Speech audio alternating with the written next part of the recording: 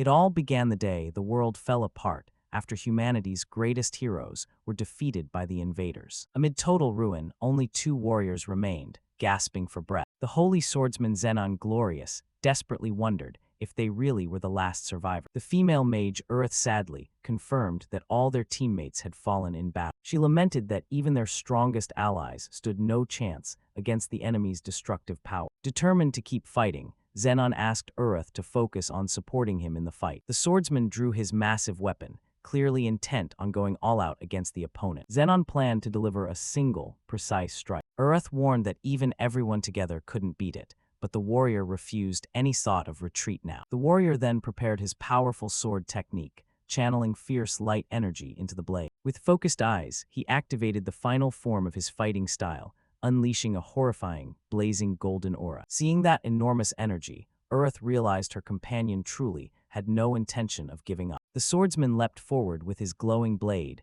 charging straight at the giant, dark-armored monster. The monster thrust out a gigantic hand wreathed in red flames to block the hero's radiant attack. Zenon gritted his teeth as he felt the terrifying pressure of the enemy's fiery onslaught trying to swallow him. Despite heavy resistance, the warrior kept driving his focused strike through the foe's flame. He managed to land a slash on the monster's sturdy armor, cracking it under the power of the sacred sword. Knowing he needed more power to overcome the enemy, the swordsman desperately called for Urith's aid. The mage quickly responded and began casting support magic as a blue aura surrounded her body. She created magical platforms in midair to give the hero momentum and extra speed for his attack. The monster struck the ground with a crushing blow, but Zenon dodged successfully by jumping high on the platform. He used his remaining energy to soar into the sky, preparing for his most powerful move. With a battle cry, the warrior poured all the sacred lightning left into his blade. Zenon slammed into the monster, causing a massive golden explosion that lit up the entire battle. Urith was amazed by the impressive power of that technique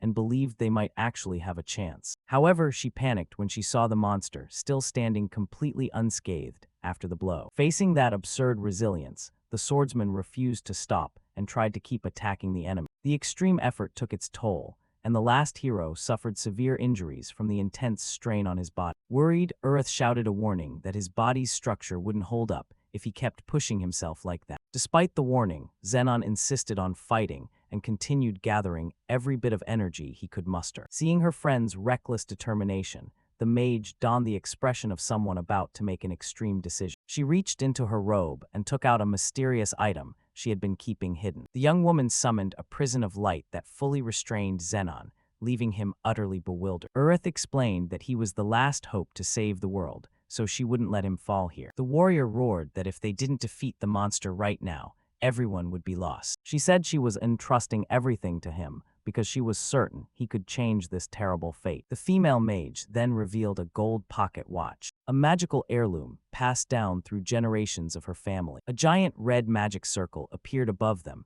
as she warned there was no time to explain. Urith demanded Zenon promise that next time, he wouldn't let those damn invaders win. The watch began to glow intensely, while the hero demanded to know what she intended to do. The mage said she was placing the world's fate in his hands, but the swordsman begged to be released so he could fight. The magic circle activated before Zenon, enveloping the hero in a powerful, mysterious light. With tears in her eyes, she said goodbye to her battle companion, smiling sadly but resigned. A massive beam of blue light shot straight into the sky, marking the activation of the ultimate magic. Energy spread destructively, consuming everything around as the spell executed. After the great burst of light, the mysterious pocket watch fell to the desolate battlefield, cracked in many places. The gilded relic lay, abandoned on the parched ground, utterly ravaged by the fierce battle. Collapsing to the ground and extremely weak, Urith coughed harshly as she struggled to stay conscious after using the relic. Looking toward the horizon, the young woman gave a faint smile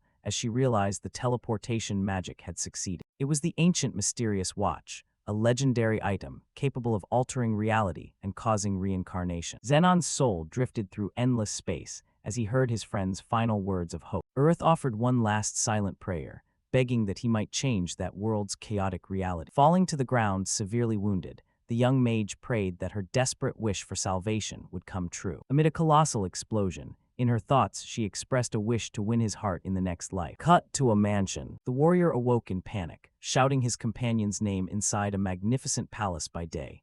Now with black hair, he he rose in confusion on a luxurious bed. Feeling a searing pain in his head, he looked around the noble room and realized this was certainly the effect of the time travel relic. The young man looked at himself, desperately trying to understand what had just happened to his reality. At that moment, a young maid entered the room, slightly alarmed, and asked if something was wrong. He ordered her to bring his weapon so he could return to battle, but she thought young Master Noah had just had a nightmare. Confused at being called by another name, he asked who she was, and the young woman introduced herself as Lydia, his maid. The young man tightened his grip on his wrist as he realized the texture of the flesh was completely different. He was shocked when he looked at his hands, realizing this was definitely not his original body. The young man wondered whether he had possessed someone else's body or if something even stranger had happened. He bluntly asked where they were and who he was, causing the maid to worry greatly about his attitude. Lydia stepped back a pace, wondering if he was acting strange because of delirium from a high fever. Unable to contain his impatience,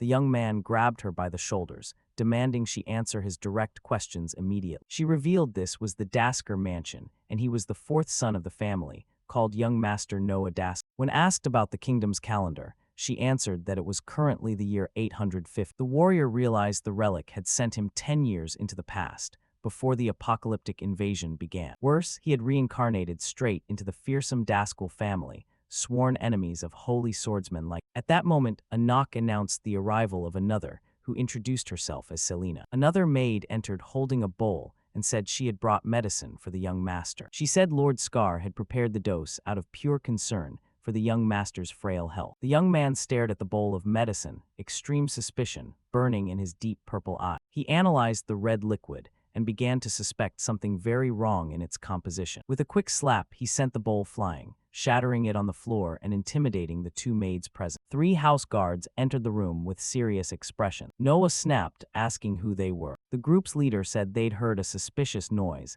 and decided to check if there was a problem. The long-haired guard surveyed the scene with a cold, calculating gaze no one could miss. He scolded Noah for wasting Lord Scar's kindness and warned he'd bring a fresh dose immediately. Noah mocked the word medicine, prompting the guard to threaten force if he continued insulting their master. The young man then challenged the guard to drink the liquid himself, directly accusing it of being poison. Thanks to his former power, he knew sacred energy repels evil, and the color of the dose confirmed it had been tainted. Exposed, the squad leader said he would force the drink on him. Noah curled an arrogant smile, realizing their fake mask of loyalty had finally slipped. He said these guards would make excellent punching bags for him to get used to this body's reaction. With a taunting look, the warrior warned he'd have some fun handling the traitors. The leader ordered 2 henchmen forward to restrain and subdue the young master by force. The 2 henchmen obeyed immediately and advanced toward him under the worried gazes of the 2 maids. One attacker reached out to grab Noah, but the young man was ready to counter. He dodged agilely and delivered an extremely powerful kick straight to the first guard's gut. The man gasped for air and flew backward, slamming hard into the wall. Feeling the full force of the blow, the second guard lunged in fury, swinging a fist, but Noah ducked down with extreme ease. He seized the opening and threw a powerful uppercut that landed square on the opponent's chin. Seeing the 2 men down, Noah realized this new body was still weak and couldn't fully knock them out yet. He decided he would investigate the motive behind this poisoning plot. As he finished tidying the mess, the leader ordered the men to draw their swords to finish the job. No longer interested in harming Noah, the hero prepared to fight seriously, but he was surprised when something strange appeared before his eyes. Information panels displaying the enemies, stats, and abilities appeared in midair as they roared for him to surrender. Noah was astonished to see the evaluation window appear, revealing the attributes of those surrounding him. He wondered where this rare skill had come from, while noting the enemy's technique was extremely low level. 2 guards lunged in, swinging their swords, but the young man dodged them with practiced ease. 1 guard didn't stand a chance to react, as Noah's fist shot toward his face at terrifying speed. The young man unleashed a spinning kick, sending his opponent crashing to the floor with shocking power and ease. Seizing the moment the enemy fell, Noah snatched the guard's weapon and gripped the sword tight. Seeing this, the remaining man charged in and launched a direct attack. But Noah stopped the strike with his newly acquired weapon. The young man deftly pushed the traitor back, leaving the 2 maids gaping in astonishment. The leader sneered and sarcastically praised his strength, and Noah taunted him to stop standing there and actually make a move. Suddenly, Noah's eyes widened as he felt a dangerous, violent change occurring in his own energy. A thick purple smoke began seeping from his body, revealing the horrifying presence of the dark core. This core was the dark energy signature typical of the fearsome swordsmen of the Daskell clan. In contrast, the sacred core was the divine light inherent to the old bloodline of the glorious. Under normal conditions, these two opposing forces could never coexist within a single warrior's body. The leader laughed loudly as he saw the dark core spiraling out of control and decided to reveal a dreadful secret to the young master. He disclosed that the earlier dose was actually poison engineered to overload his dark energy. The villain explained that the struggle had triggered a chaotic energy surge that would destroy Noah from within. Realizing the danger as his body was about to collapse, the hero decided to risk everything on a desperate gamble for survival. He tried doing something unprecedented, manipulating the two opposing energy flows inside his chest. Simultaneously, he used the cleansing energy of the sacred core to suppress the savage advance of the dark power. The squad leader mocked the hero's desperate efforts and prepared the first move of his dark technique. The villain lunged like a blurry red shadow, throwing an attack so fast it seemed to tear through space. Noah remained calm and focused, tracking the attacker's movements despite being under heavy pressure. He raised his sword at the exact moment, stopping the sudden lunge and creating a massive shockwave of energy. The villain was stunned to see the young master could react in time to a stealth attack powered by dark energy. Enraged by being blocked, the guard called him a weakling and warned that he should know his place. Noah gave a cold gaze, showing he wasn't provoked by meaningless insults. The young man swung his sword in a perfect arc, creating a brilliant golden shield of light around himself. The opponent retaliated by channeling a massive amount of dark smoke and throwing a destructive blow toward him. The two massive energy flows collided, creating a spectacular showdown between golden light and red darkness. The guard began to feel terrifying pressure from Noah's attack and realized he was about to be completely overwhelmed. Noah seized the opening, slicing through the enemy's darkness with a precise and rapid flurry of sword strikes. With an agile leap, he struck his opponent, shredding their clothes and delivering a deep, stinging cut. Noah analyzed the opponent's limits and realized he needed to end the fight quickly before his own body gave out. The villain tried to maintain a haughty facade, mocking the visible exhaustion the young man was starting to show. Noah smiled in response, pointing out that his enemy's polite tone had vanished, revealing blatant desperation and panic. Angered by the young man's insolence, the villain lunged forward, unleashing a frenzied attack engulfed in thick darkness. He roared in fury, claiming that Noah would never be able to predict or escape his presence. His concealment technique activated, and Noah was suddenly surrounded by a vortex of red smoke that blinded him and tried to completely disorient his senses. Two maids watched in distress from a distance, unable to see the young master as he vanished into the dark assault. Noah focused entirely on his combat intuition,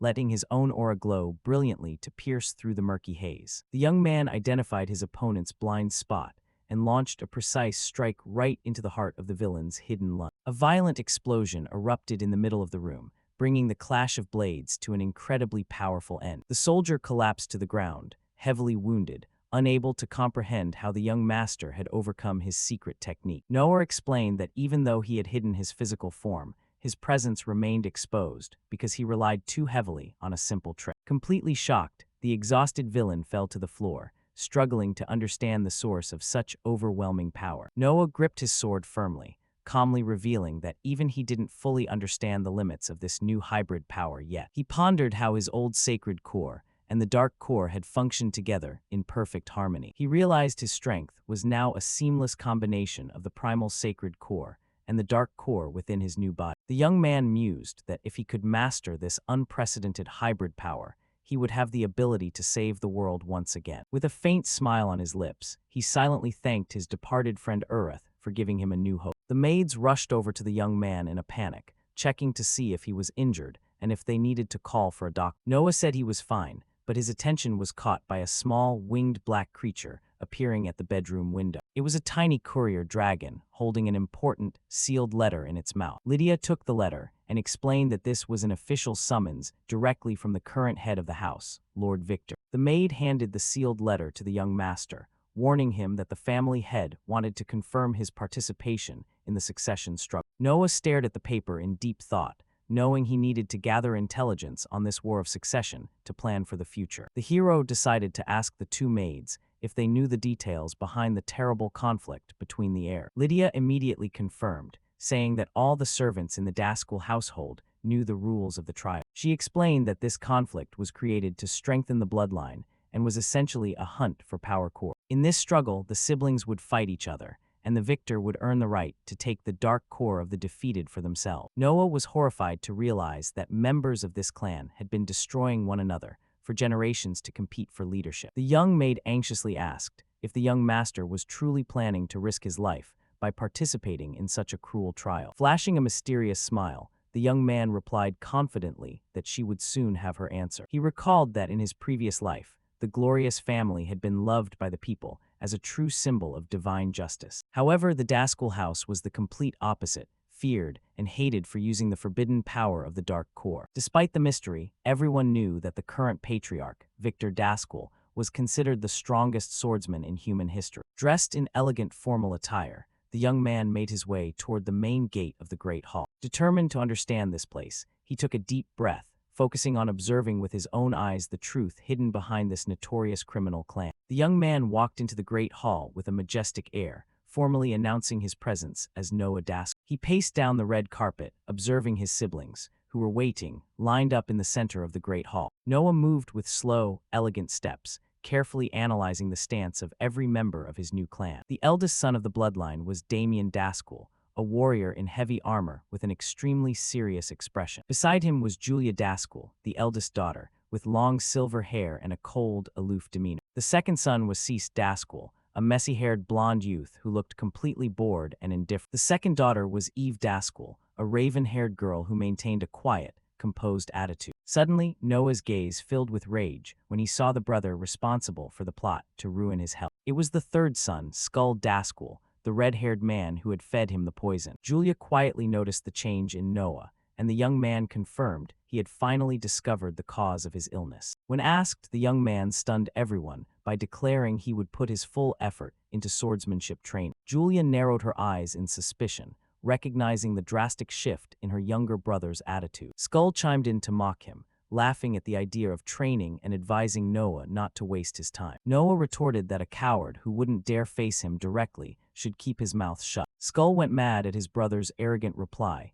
gritting his teeth and threatening to finish him off. Eve stepped forward with authority, telling both of them to be quiet and warning that the time for bickering was over. A guard at the post loudly announced that the powerful patriarch, Lord Victor, had just arrived at the Great Hall. Heavy footsteps echoed on the red carpet as the formidable leader approached his majestic iron throne. The older children immediately shut their eyes and bowed their heads, showing deep reverence to the terrifying family head. The younger ones followed suit, demonstrating the extreme fear and submission they all held for their father. Noah felt a chill run down his spine when faced with the overwhelming presence, radiating a terrifying amount of power. He recognized the legendary armored black swordsman, whose exploits were famous in his previous life. That was the fearsome Victor Daskell, the 9-star dark swordsman, considered the strongest in the entire world. The patriarch sat on the throne, observing the gathering group and nodding with satisfaction that all the heirs were present. Victor crossed his arms imposingly and officially declared the council for the succession struggle open. He focused his stern gaze on the fourth son and explained that this summons was to confirm Noah's intention. The patriarch asked what the young man intended to achieve with a fragile body that had miraculously survived his illness. The young man offered a faint, sarcastic, and confident smile, proving he was not at all afraid of his father's authority. With determination, Noah announced loud and clear that he would participate in the war and become the sole victor. Victor threateningly asked if his son was truly prepared to declare war on all the candidates present. Noah replied calmly that his father's assumption was mistaken, leaving the powerful patriarch curious at such insolence. The young man then clarified that his true intention was to declare war on absolutely everyone in this hall. Damien and Julia heard the declaration with disdain, while Noah viewed them purely as obstacles he needed to overcome. The hero knew well that the list of opponents to defeat was not limited to his biological siblings. He displayed extraordinary courage by putting even the patriarch Victor on the list of opponents he intended to surpass. Noah wore a provocative smile, explicitly stating to everyone that he wouldn't even spare his own father in the struggle. Irritated, Victor unleashed a massive wave of dark energy that slammed into the hero with extreme violence. The pressure from the patriarch's dark aura was so great that it began to crack the hall's massive stone pillars. Debris fell from the walls as a horrifying amount of destructive power flooded the room. Though suffering under the crushing pressure, Noah stood his ground bravely, realizing the patriarch's true terrifying power. Victor glanced at him with contempt and asked if the young master truly believed he had the ability to surpass his strength. Noah smiled without a hint of fear and replied concisely, directly confirming yes, without hesitating for even a second. The father continued his interrogation, wanting to know the true reason the young man sought such a massive amount of power. The hero replied earnestly that he sought power to ensure that no one could take anything from him ever again in this new life. Hearing such a selfishly ambitious answer, the patriarch burst into a loud laugh, revealing pure satisfaction. Victor said he liked that attitude, and that such greed was a very admirable quality for a Dazquil heir. The patriarch declared that Noah would participate in the struggle, and challenged any heir who objected to step forward. The siblings reacted differently, while the ruthless Scar became furious when he saw his plan to eliminate him fail. The powerful leader ordered Noah to be forever hungry for power, encouraging the heir to always seek more raw strength. The next day, the young man found himself in the sunny training grounds of the mansion, ready to start a grueling training regimen. With swift, clean movements, he slashed at a straw training mannequin, testing the precision and speed of his blade. The mannequin was sliced in two, and Noah observed the results while the two maids stood at a distance, watching the training session with admiring eyes. He felt his physical condition had improved significantly, but he knew he was only at the bare minimum level required to fight. Because of the fusion of the two cores, he could not use normal light techniques or the family's dark move. The young man focused his attention on his hands, trying to uncover the secrets and potential of this hybrid power. Noah realized he needed to hide the existence of the sacred core from everyone to avoid them discovering his true identity. Suddenly, Julia appeared at the training area, observing the young man and remarking that he moved quite well for someone who had just been bedridden. She commented that previously only Damien was the father's favorite child, but now Noah had also caught the patriarch's attention. Julia walked to the weapon rack, revealing she was there to test her brother's new combat capabilities herself. With a serious expression, she gripped a wooden sword and told her brother that they would begin immediately. Giving Noah no time to react, she launched a surprise attack, catching the hero off guard with her ferocity. He was forced to leap back extremely quickly to dodge the agile attack from his sister. Julia wore a cunning smile and sarcastically asked if he really thought she had only come to talk. Noah clicked his tongue in annoyance, realizing he would have no time to rest and had to fight this formidable relative in earnest. Julia lunged forward, unleashing a series of continuous, extremely fluid slashes on the training ground. The hero used the training sword to block the strikes, utilizing the fight to learn the limits of his current strength. Julia increased her attack speed, continuously thrusting with precision, trying to break through his defense. She stomped her foot hard against the ground. Then she launched a direct kick, and although the protagonist used his sword to block it, his body was still pushed backward. Julia noted that her younger brother did indeed have talent, but his level was still far from acceptable. Noah checked Julia's data window and discovered she was a formidable 7-star warrior. The hero smirked while confirming his sister's impressive strength, realizing that defeating this opponent would be very difficult. The girl called his performance disappointing and charged in anger, unleashing a fatal strike at high speed. Noah widened his eyes, shocked at the irrational speed of the attack hurtling dangerously toward his body. With no other choice, he squeezed the handle of the wooden sword and activated the power of the hybrid core, radiating a powerful mixed energy. The young man blocked the horrifying impact, parrying his sister's blade at the last second amidst the clash of energy. The hero had to use his massive physical strength to withstand the pressure. He realized his sacred dark core was still very unstable. With a quick movement, he pushed her sword aside and countered fluidly, unleashing a strong blast of mixed light. Julia blocked the strike, but asked in surprise if this was the sacred dark core that was rumored to be a failure. She mentioned she had heard rumors that her brother's core had been defective since birth, and Noah pondered that thought. Curious, Noah realized this body had possessed the sacred dark core all along, and everyone had simply judged it to be defective. He concluded that since no one knew his power was a rare blend, actually fighting would not be a problem. The young man was distracted for a moment, and Julia mockingly commented that he seemed to be enjoying himself very much. Noah lunged forward, launching a downward slash with all his mixed energy glowing around the blade. Julia dodged extremely easily and closed in on him, calling her brother's name in a calm voice. She asked if he knew the true goal of the succession struggle, and the young man confirmed he knew the answer. Julia said that would save time, and at the same time, Noah's wooden sword was knocked flying across the training ground. She was covered in a dense, cold mist of darkness, and coldly asked Noah if she could take his core now. The hero widened his eyes, extremely shocked and tense as he realized his sister's sudden ruthless intent. Noah desperately shouted for Selena, demanding she bring his real sword, and the servant followed orders and ran to fetch it. The maid threw the metal sword powerfully into the air, so the young master could defend himself in time. Noah leaped up to grab the hilt, focusing all his electric power to counter his sister's advance. A massive collision of red and purple energy occurred, causing the young man to groan in pain under the horrifying impact. Noah gritted his teeth, trying to fight against the irrational physical strength she was pouring into his blade. Julia continuously launched flexible sword movements, but the young man still skillfully blocked the attack. He focused his purple eyes on the enemy's blade, searching for an opening in Julia's fighting style. The girl laughed sarcastically and admitted that her younger brother had surprised her in a positive way. She enthusiastically demanded that he show more skill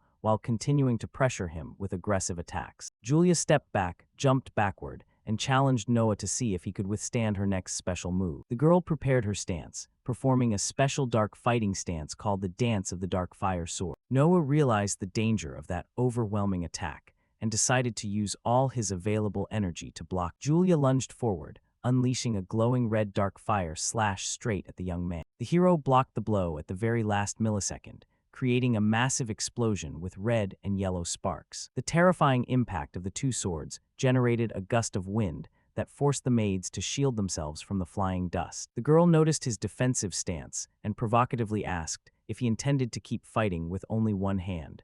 She challenged him to use both hands if he wanted to resist the incredible raw power she was applying in this fight. Naturally, the protagonist slipped to the side, causing his older sister to lose her balance and lunge forward. Seizing the opportunity, the protagonist tightened his grip on his sword and lunged straight in to attack. However, with his excellent reaction, Julia still managed to bring her sword behind her back to block the strike. With a grunt of effort, the young master put his all into pushing back his sister's powerful weapon.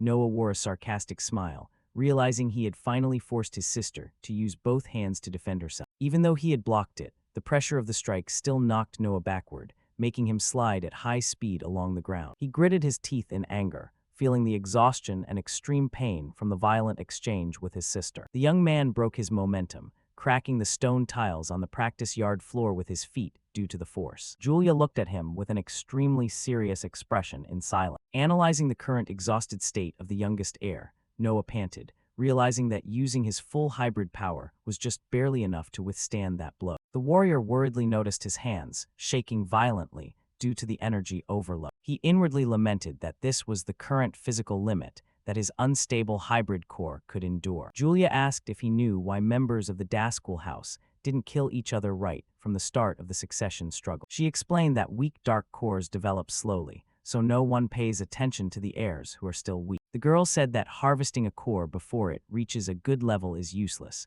while focusing her gaze on her dark weapon. She added that Noah had blocked and countered her attack in an extremely unexpected way. Julia shifted into a hostile stance, declaring that a core with such durability was already worth taking. Noah clicked his tongue in annoyance, realizing his sister was about to attack him with truly ruthless intent. Julia lunged forward, channeling dark flames on her blade to perform the 8th form of her fighting style. Suddenly, a loud shout rang out, ordering her to stop the attack immediately, cutting off the girl's lethal action. An armored warrior named Kyle quickly appeared, stopping Julia's downward slash with his own sword. Kyle shouted desperately, warning the girl that if she continued that violent attack, Noah would truly be finished. Julia told him not to interfere with the core struggle, but he retorted that Noah's core was at a very low level. Julia coldly replied that that was impossible because her younger brother had blocked her strongest attack.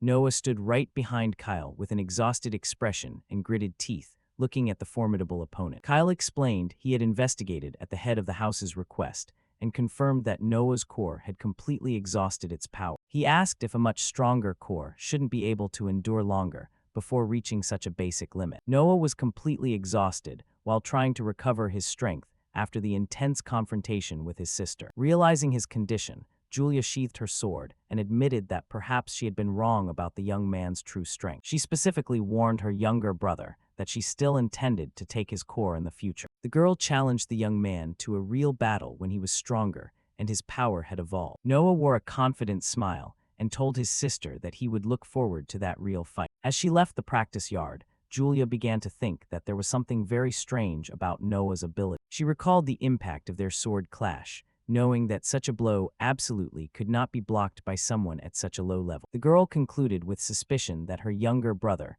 was hiding his true combat potential. Julia smiled slightly, showing that she found the whole situation extremely interesting and intriguing. She hoped Noah would grow in an interesting way. While sounds of pure, angry roaring echoed from another corner of the mansion, Skull appeared in a frenzy of rage, smashing a glass against his subordinate's forehead due to the hatred surging within him. He couldn't accept that someone as weak as Noah was being allowed to participate in the Great Succession struggle. He roared in anger, because even he had never received this much attention from the head of the house in his entire life. He roared that he would never accept this situation. The subordinate then cautiously approached and whispered an important secret into his master's ear. After hearing the information, Skull broke into a cunning smile, revealing that he had just had a rather interesting idea. With a look of madness in his eyes, the villain swore he would brutally drag Noah out of this succession struggle. Returning to the practice yard, Kyle apologized for being late and formally introduced himself in front of Noah and the maids. The warrior revealed that he had been officially assigned by the head of the house to be the new combat trainer for the young master. He explained that the head of the house ordered this training to make up for the time the young master spent bedridden. Noah activated his special appraisal skill to analyze the new trainer's power level in detail. He saw that this man's stats were very impressive and concluded that his competence was perfectly adequate. Kyle asked if they should begin training, but the young master hesitated upon noticing the man was holding a piece of paper. The warrior reached forward, handed over a sealed envelope, and said he had received direct orders from head of the house Victor. Noah opened the letter to read it. The content was his first official mission, to investigate and destroy a dangerous source of miasma. This dangerous phenomenon attracts terrible monsters and can only be stopped after defeating the leader of that area. Noah wore a faint smile, realizing this risky mission might be the perfect opportunity he needed. He planned to take advantage of the circumstances of this difficult mission to evolve his power without arousing suspicion. Already in the forest, a guard stepped forward with a glowing sword, severing an insect monster that appeared in their path. Kyle commanded the group, ordering them to maintain a fast pace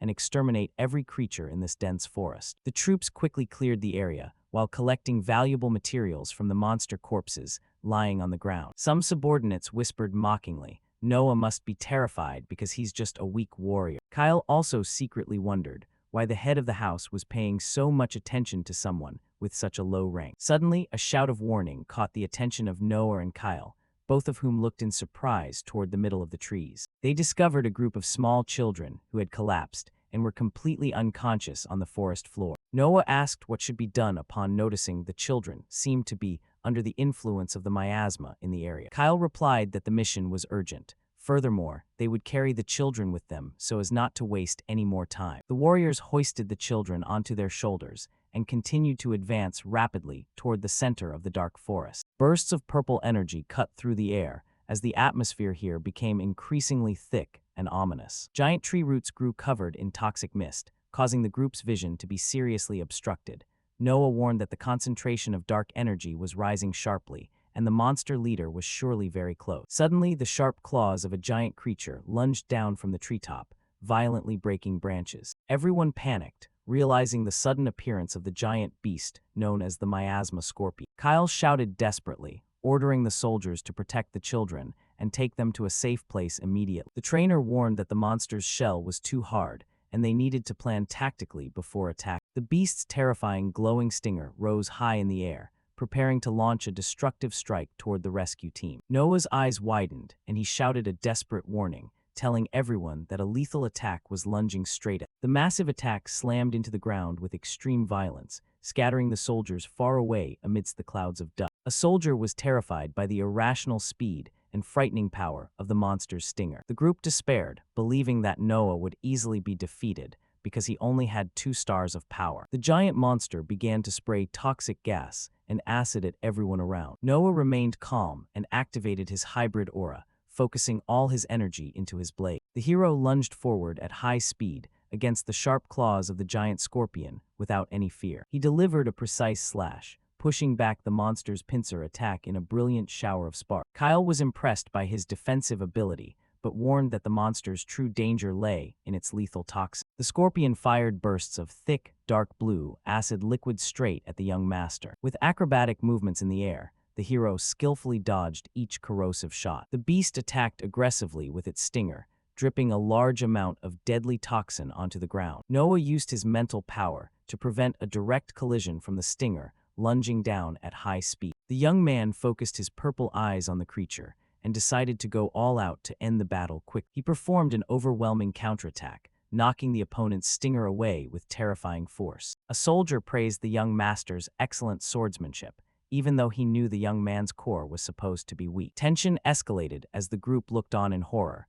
noticing the monster's stinger had just completely regenerated. The scorpion lunged relentlessly, forcing the young master to back away to avoid the attacks. Noah slid his fingers along the blade, channeling the fusion of his two energy flows to reinforce his weapon. He gripped the hilt with both hands, preparing to launch a concentrated strike at the monster. The warrior jumped onto the beast, back, intending to slash straight into the opponent's shell. As he slashed down, Noah realized the creature's natural armor was too hard to penetrate. The metal blade slid off without causing any real damage, only creating sparks on the dark shell. Noah gritted his teeth in annoyance at the absurd durability of the insect armor. Kyle observed the battle, curiously wondering how the young master had acquired such perfect technique without a trainer. The young master called Kyle, requesting immediate support, and the trainer quickly responded that he would provide cover. Noah asked his master to create an opening on the monster.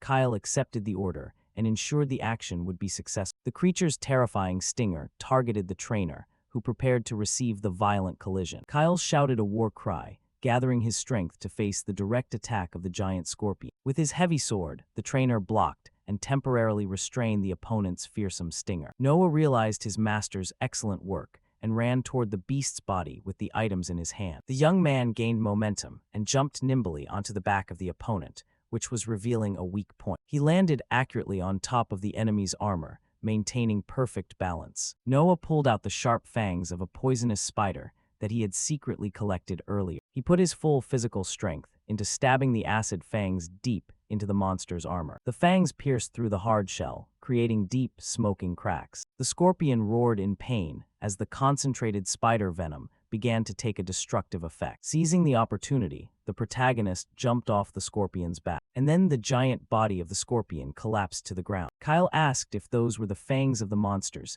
they had dealt with on the way here. He explained that the acid from those monsters was the only way to soften the enemy's shell. Kyle finally understood the young master's strategy and why he had collected those items. The scorpion glared with many red eyes, preparing a violent reaction to the pain. The beast tried to slam into the ground to use a skill. As giant blue magic circles appeared in the forest sky, ready to be activated, the master prepared to perform the third form of his dark sword style against the enemy. He stabbed his powerful sword into the ground, releasing a massive amount of purple magical energy. A giant barrier rose from the ground, trapping the scorpion and preventing it from escape. Noah smiled, realizing the trap had been set, and this was the ideal opportunity to finish the beast off. The young man jumped high, concentrating all the energy of his hybrid aura. Inspired by Julia, the hero decided to experiment with a new variation using the power of his hybrid core. He stood in a majestic stance and began summoning a newly created Saint Devil style to deliver the final blow. Shouting a resounding war cry, the young man activated the Dance of the Light and Shadow Sword to strike the fearsome opponent. Noah dove down like a glowing meteor, tearing through the air with a terrifying flow of purple and gold energy. The massive collision of the technique hit the monster, splitting the weakened shell right down the middle. The giant scorpion was completely defeated, exploding into pieces and spilling corrosive green fluid all over the ground. The troops witnessed everything in astonishment, unable to believe that a two-star warrior possessed such power. Noah thought to himself that he had tried to imitate his sister's technique, but knew he still had much more to evolve. The young man said he had done well and told Kyle he would be responsible for cleaning up the area. The instructor asked where he was heading, and the young master replied that he needed to take care of a personal matter. The hero then left the group, heading alone toward the deepest, darkest part of the dense forest. Noah recalled that in this era, humanity had yet to discover the true origin of mana outbreaks. However, he knew these phenomena were intentionally created using incredibly powerful magical tools. The young man approached a massive ancient tree that emitted a mysterious faint blue light at its base. With a quick and precise strike, he created an opening in the wooden trunk to investigate what was hidden inside. Inside the tree, the hero found a glowing ring that was acting as a catalyst for dark energy. Noah collected the magical item with a satisfied smile, confirming he had finally found the device. Suddenly, a desperate scream echoed from the area where the soldiers and children had remained. Noah was extremely shocked to hear the call, realizing something terrible was happening to his ally. Without hesitation, the young man spun around and ran at full speed back to the rescue group's camp. Upon arriving, he saw the children had collapsed on the ground, radiating dangerous green energy around their bodies. A soldier ran toward him, shouting that the forest monsters had started acting strangely. Noah assumed a defensive stance and drew his weapon. Sensing a massive hostile presence approaching the area quickly, a giant horde of wild monsters emerged from all sides,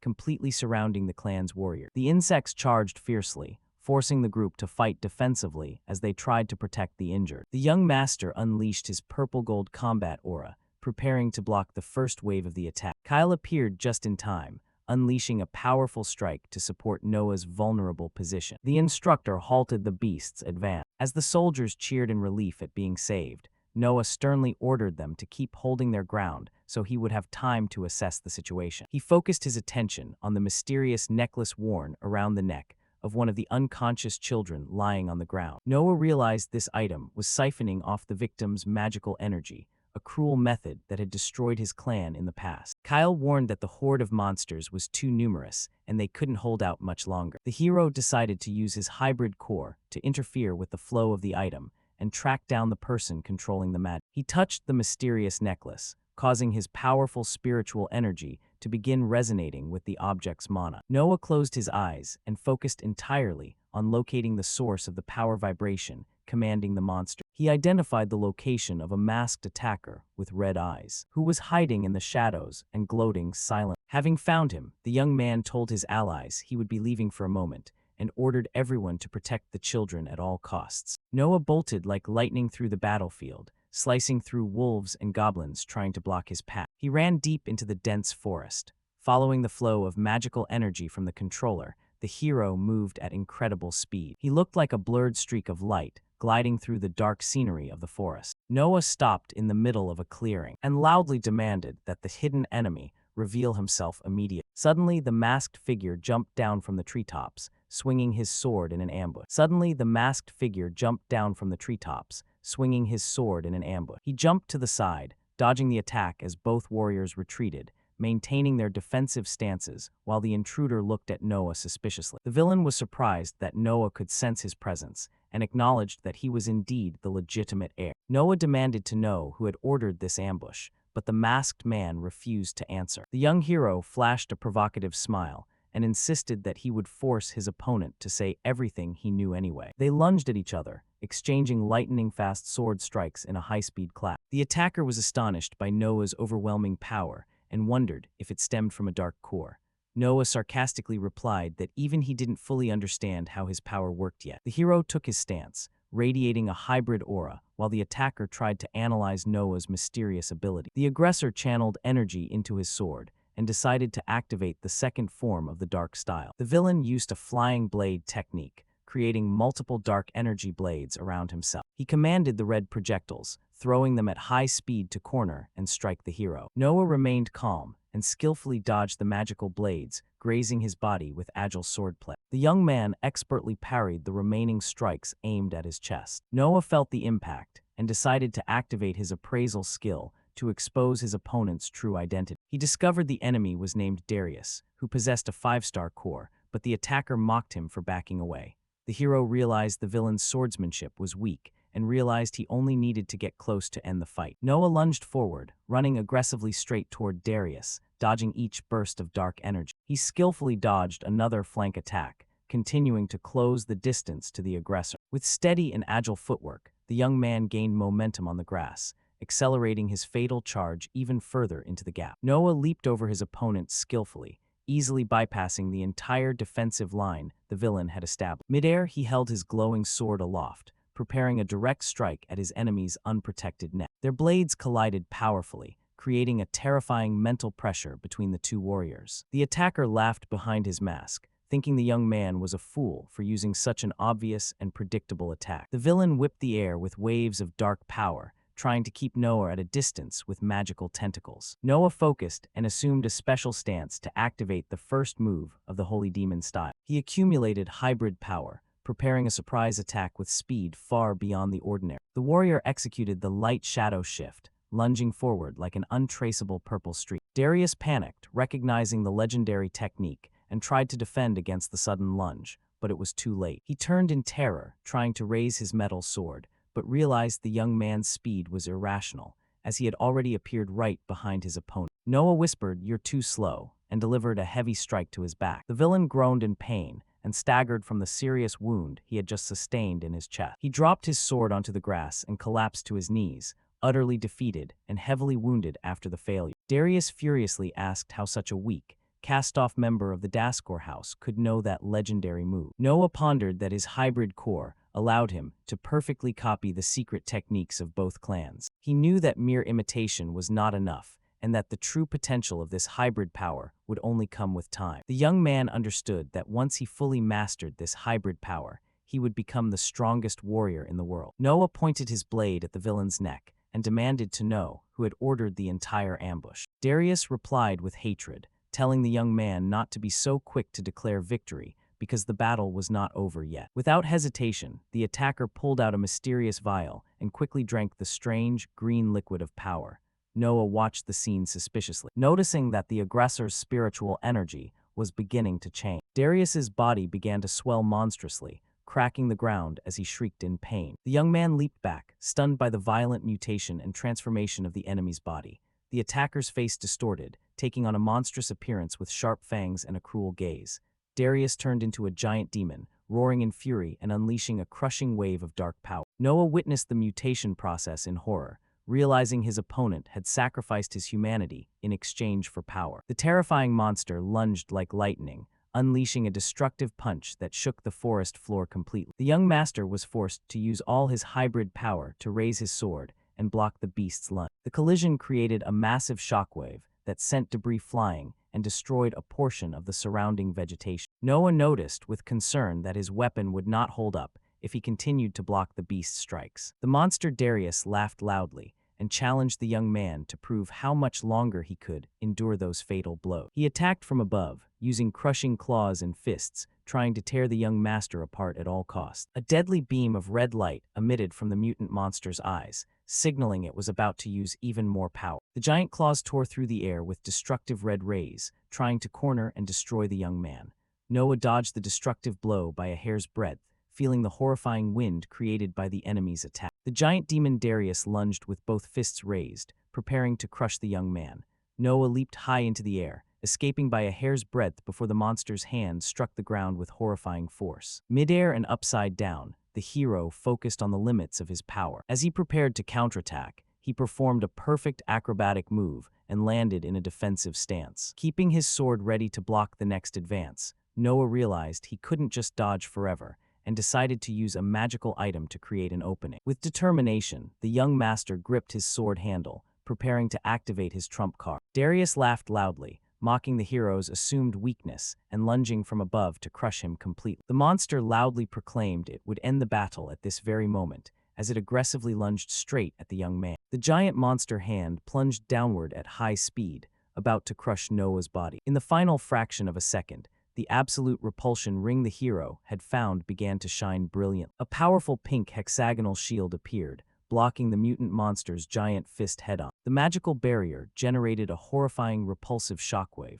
sending the giant demon Darius flying back into the sky. Noah smiled confidently when he realized the opening, aware that with his hybrid core, he could reuse old techniques. The young man leaped toward the monster, floating vulnerably in the air, channeling all his spiritual energy. He focused his aim on his undefended opponent in the sky, preparing to unleash his most powerful destructive ability. Noah began to summon the powerful holy demon style, concentrating a massive amount of power into his sword. He raised his weapon, creating a giant pillar of gold-purple energy that tore through the sky of the gloomy forest. The young man activated the single-blade dual polarity move, unleashing a massive vertical slash. The brilliant ray of light hit the monster head-on, splitting its body in two and creating a horrifying explosion on the battlefield. Noah landed on the ground smoothly and exhaled in relief, having been saved at the last second thanks to the activation of the magical ring. He analyzed the absolute repulsion ring, realizing the relic had the ability to negate any strike and push back the attack. The young hero decided it was time to return and check the situation with Kyle and the other guard. Meanwhile, the Daskal soldiers continued to fight bravely against the giant horde of wild monsters. Kyle gritted his teeth, channeling his extreme physical strength and silently lamenting that he was reaching his limit. A giant goblin took advantage of the instructor's exhaustion, raising its spiked mace to prepare a finishing blow. The warrior was desperate, believing he would be struck head-on by the uncontrolled beast's fatal strike. However, contrary to Kyle's expectations, the monster's mace suddenly stopped in midair the very moment before it touched. The man opened his eyes in confusion, not understanding why all the creatures in the forest had suddenly stopped attacking. The soldiers looked at each other, relieved and surprised as they realized they had miraculously survived the horrifying battle. Noah approached, walking calmly through the clearing and directly asking everyone if they were all right after the skirmish. Kyle confirmed, still trembling, that everyone had narrowly escaped the violent fight. The young man explained that he had defeated the beast controller, leaving the instructor shocked to learn there was a summoner. Noah confirmed that the enemy was real,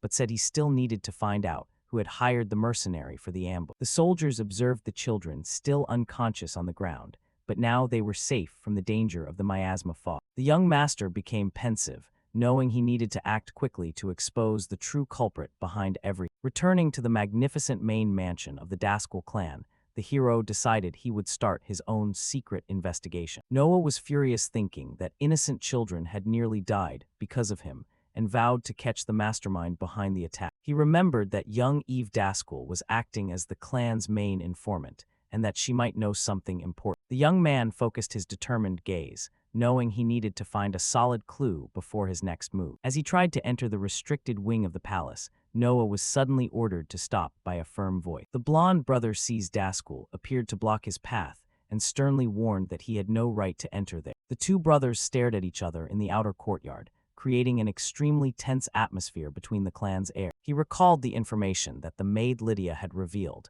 confirming that Eve knew the mastermind's identity. The hero unleashed a powerful magical combat aura and sternly ordered his blonde brother to step aside. Kreese replied that he was Eve's bodyguard and could not allow someone radiating such dangerous hostility to pass. The blonde youth roared in anger, explicitly stating that he did not trust Noah and would stop him at all costs. Noah regretted the situation, gripped his sword handle, and prepared to use force against his own brother. The hero drew his metal sword and firmly declared he would use power to force his way through if necessary. Kreese drew his own sword, accepting the challenge and grumbling unhappily because he had no other choice. Kreese lunged like lightning, launching an agile sword attack toward the hero in the outer courtyard area. Their blades collided violently, creating a shower of bright sparks between them. Noah withstood the horrifying physical pressure of the strike, keeping his sharp gaze focused on his opponent's movements. With a quick movement, the hero pushed Kreese back, forcing him to step back into the middle of the courtyard. The two warriors temporarily kept their distance and stared at each other, preparing for the next exchange of blows. Kreese channeled red magical mist in his left hand, accumulating earth and rock elemental power. He struck the ground, summoning the rock spear technique, creating massive, sharp rock spikes rising from the ground. Noah was startled by the speed at which the thick, sharp blocks of rock sped toward him. Noah used his metal sword to block and deflect the opponent's rock projectile. He destroyed the rock spikes with quick slashes, demonstrating excellent defensive skill. Kreese activated the crushing rock fang magic, creating a giant and heavy rock weapon in his hands. Noah was surprised at the size of the rock sword his opponent wielded so easily. Kreese spun extremely fast, swinging the giant rock weapon toward the hero with a destructive attack. The young master defended, raising his sacred sword to block the horrifying collision of the rock sword.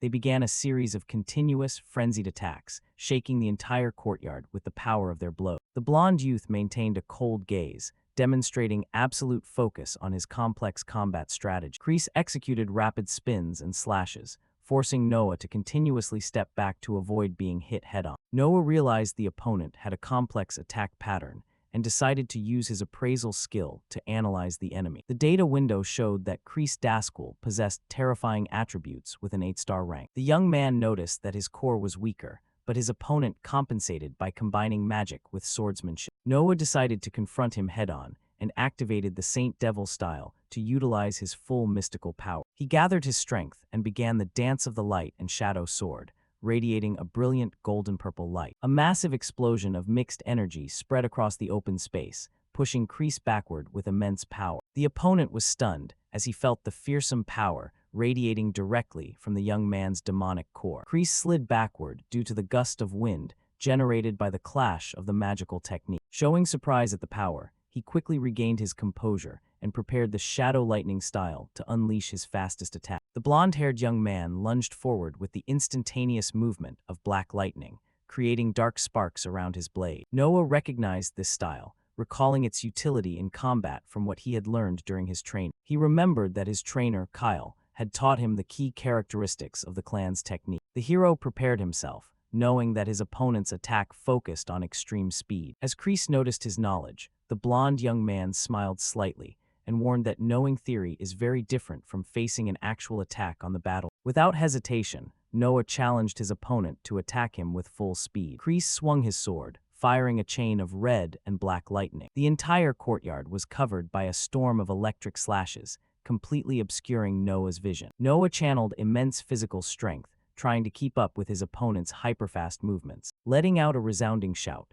the hero tried to use maximum power to dodge and defend against the slashes. A massive collision of electric energy exploded in the middle of the courtyard, illuminating the entire surrounding scene. A screen of light and thick dust covered the two warriors, ending the frenzied attack sequence. A strong gust of wind blew away the dust that had accumulated in the courtyard, revealing the damage caused by the fierce battle. Noah emerged amidst the smoke, trying to maintain his defensive stance after absorbing the full pressure of the attack. His clothes were torn and damaged by the power and precision of the lightning strike that landed. He groaned in pain, feeling severe physical exhaustion caused by the enemy's technique. Noah was stunned to realize that even the Dance of the Light and Shadow Sword could not completely block the attack. The young man concluded that the techniques copied from other warriors had clear limits on the power that could be deployed.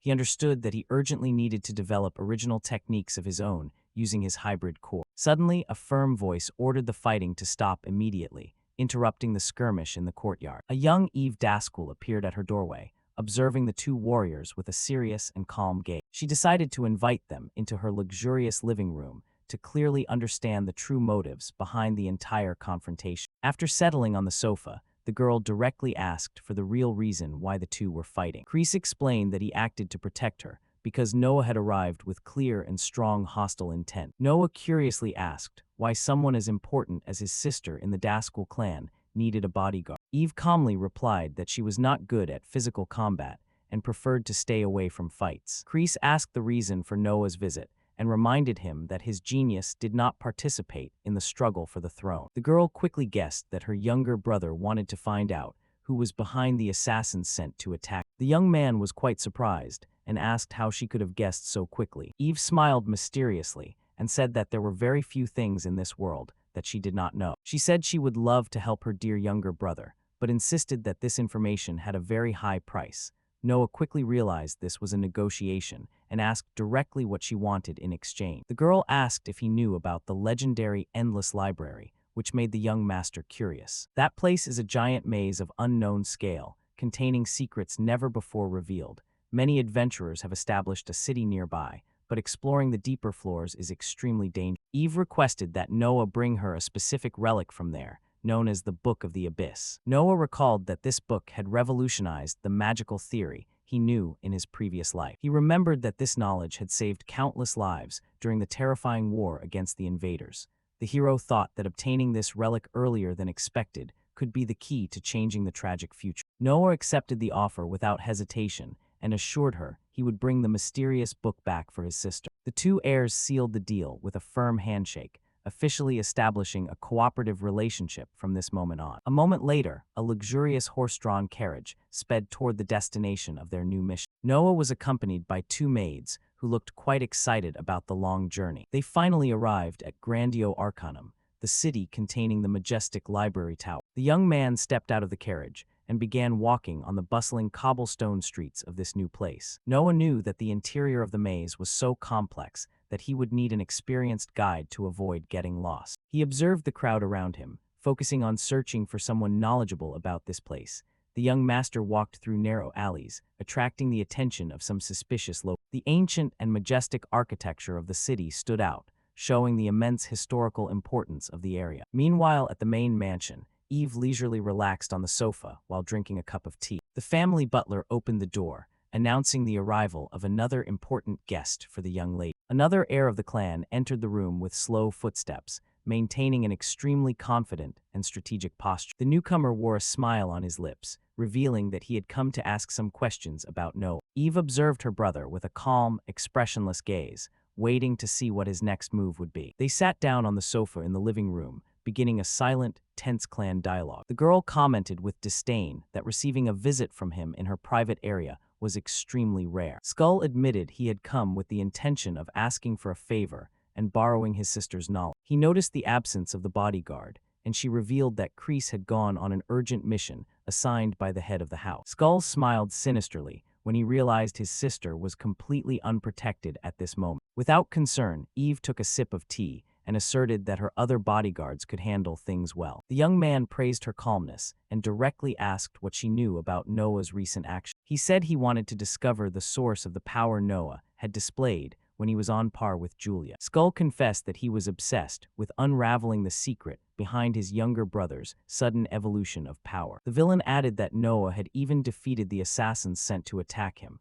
which surprised the girl with that piece of information. The elegant girl set her teacup aside, maintaining a neutral stance in the face of his provocation. Eve firmly declared that she would not reveal anything that could directly interfere with the succession struggle. She knew that if she favored one of her brothers, the other candidates would immediately find a way to eliminate. Skull changed his expression and threateningly asked if she really intended to refuse to cooperate with him. The girl retorted by asking if he had anything of enough value to compensate for the risk of her losing her status. He wore a dark smile and repeated the word compensation, as if he were plotting something terrible. He warned that she would understand that price very soon, as a sinister silhouette appeared right behind her while the conspiracy unfolded in the mansion. The bright sun shone down on the bustling city of Arcanum. Noah continued walking with absolute focus through the large local market, ignoring the curious stares of the residents. The young man headed straight toward his goal, determined to find the necessary answers for his journey. Noah pushed open the wooden door of an antique shop. A bell chimed to signal his presence. The young man observed the interior with nostalgia, remembering that he had finally returned to this special place in his new life. The owner of the magic shop, named Ogre, appeared and warned the young man that the shop was currently closed. Noah revealed that he had not come to buy items, but to hire him as his official guide to explore the endless library. The merchant refused, saying he no longer worked as a guide, but the young man insisted because he was the most knowledgeable person. Ogre reacted extremely unpleasantly, telling the young master not to make him laugh with such exaggerated boasting. Noah found this reaction very strange, because he knew that this man had once been very fond of that mysterious library maid. The young man directly asked if there was any hidden reason why he had given up his job as a local guide. Ogre slammed the table in anger, shouting that this was not a problem that the young man could solve or help. The merchant took a deep breath, seemingly carrying a huge emotional burden of pain and resentment in his heart. "I apologize for my rude attitude earlier. I have been very stressed and impatient lately," Ogre confessed. Suddenly, the small doorbell rang again, signaling the unexpected arrival of someone else in the shop. Noah was startled in horror to see that the newcomer was his older sister, Julia, who asked if he was all right. The beautiful silver-haired girl waved with a faint smile on her lips as she entered the shop. She explained that she had seen him on a mission and decided to follow, but Noah realized he had indeed been followed. The merchant panicked upon realizing young Lady Julia, one of the most famous swordsmen in the kingdom. He grabbed Noah's shoulder, calling him a child, and the young man quickly corrected him, stating his real name. The man immediately changed his attitude and accepted the job on the condition that Julia also joined the expedition. Noah was suspicious of the sudden change and realized he truly had a personal reason for accepting this mission. The merchant told them to follow him and headed toward the deepest part of the shop. They stepped into a dark room where a purple-haired woman was resting on a bed. Ogre approached his beloved wife, looking distraught,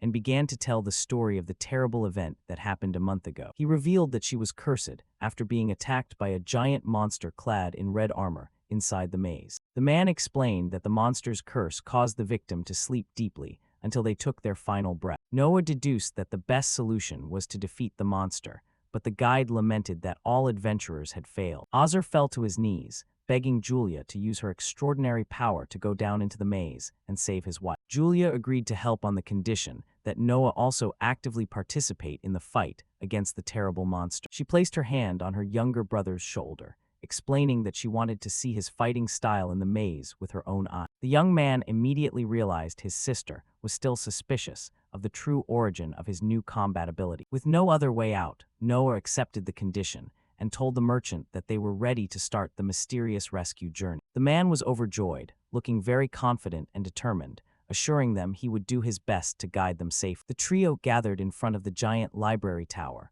while Julia ensured that her other mission was being managed. The girl focused her gaze on Noah and sincerely admitted that she was extremely curious to unravel her younger brother's secret. She recalled their sword clash, sensing that her younger brother had used a different type of energy than the clan's usual demonic core. The girl warned that he would have to reveal the truth in the maze, and Noah noted her keenness when she recognized the difference in power. The merchant appeared with a huge backpack of supplies and apologized for being late. Noah took the lead and told everyone to depart immediately toward the main gate of the magnificent structure. The group entered the main hall, which was crowded with adventurers and warriors from everywhere. The guide registered the group at the reception desk and warned that the three of them would have to rely on each other a lot inside. Local warriors whispered pityingly when looking at the trio and Ozzer, believing they would be the next victims of this place. The man led them to a giant blue stone gate, declaring this to be the true entrance to the endless library. He pushed hard against the stone structure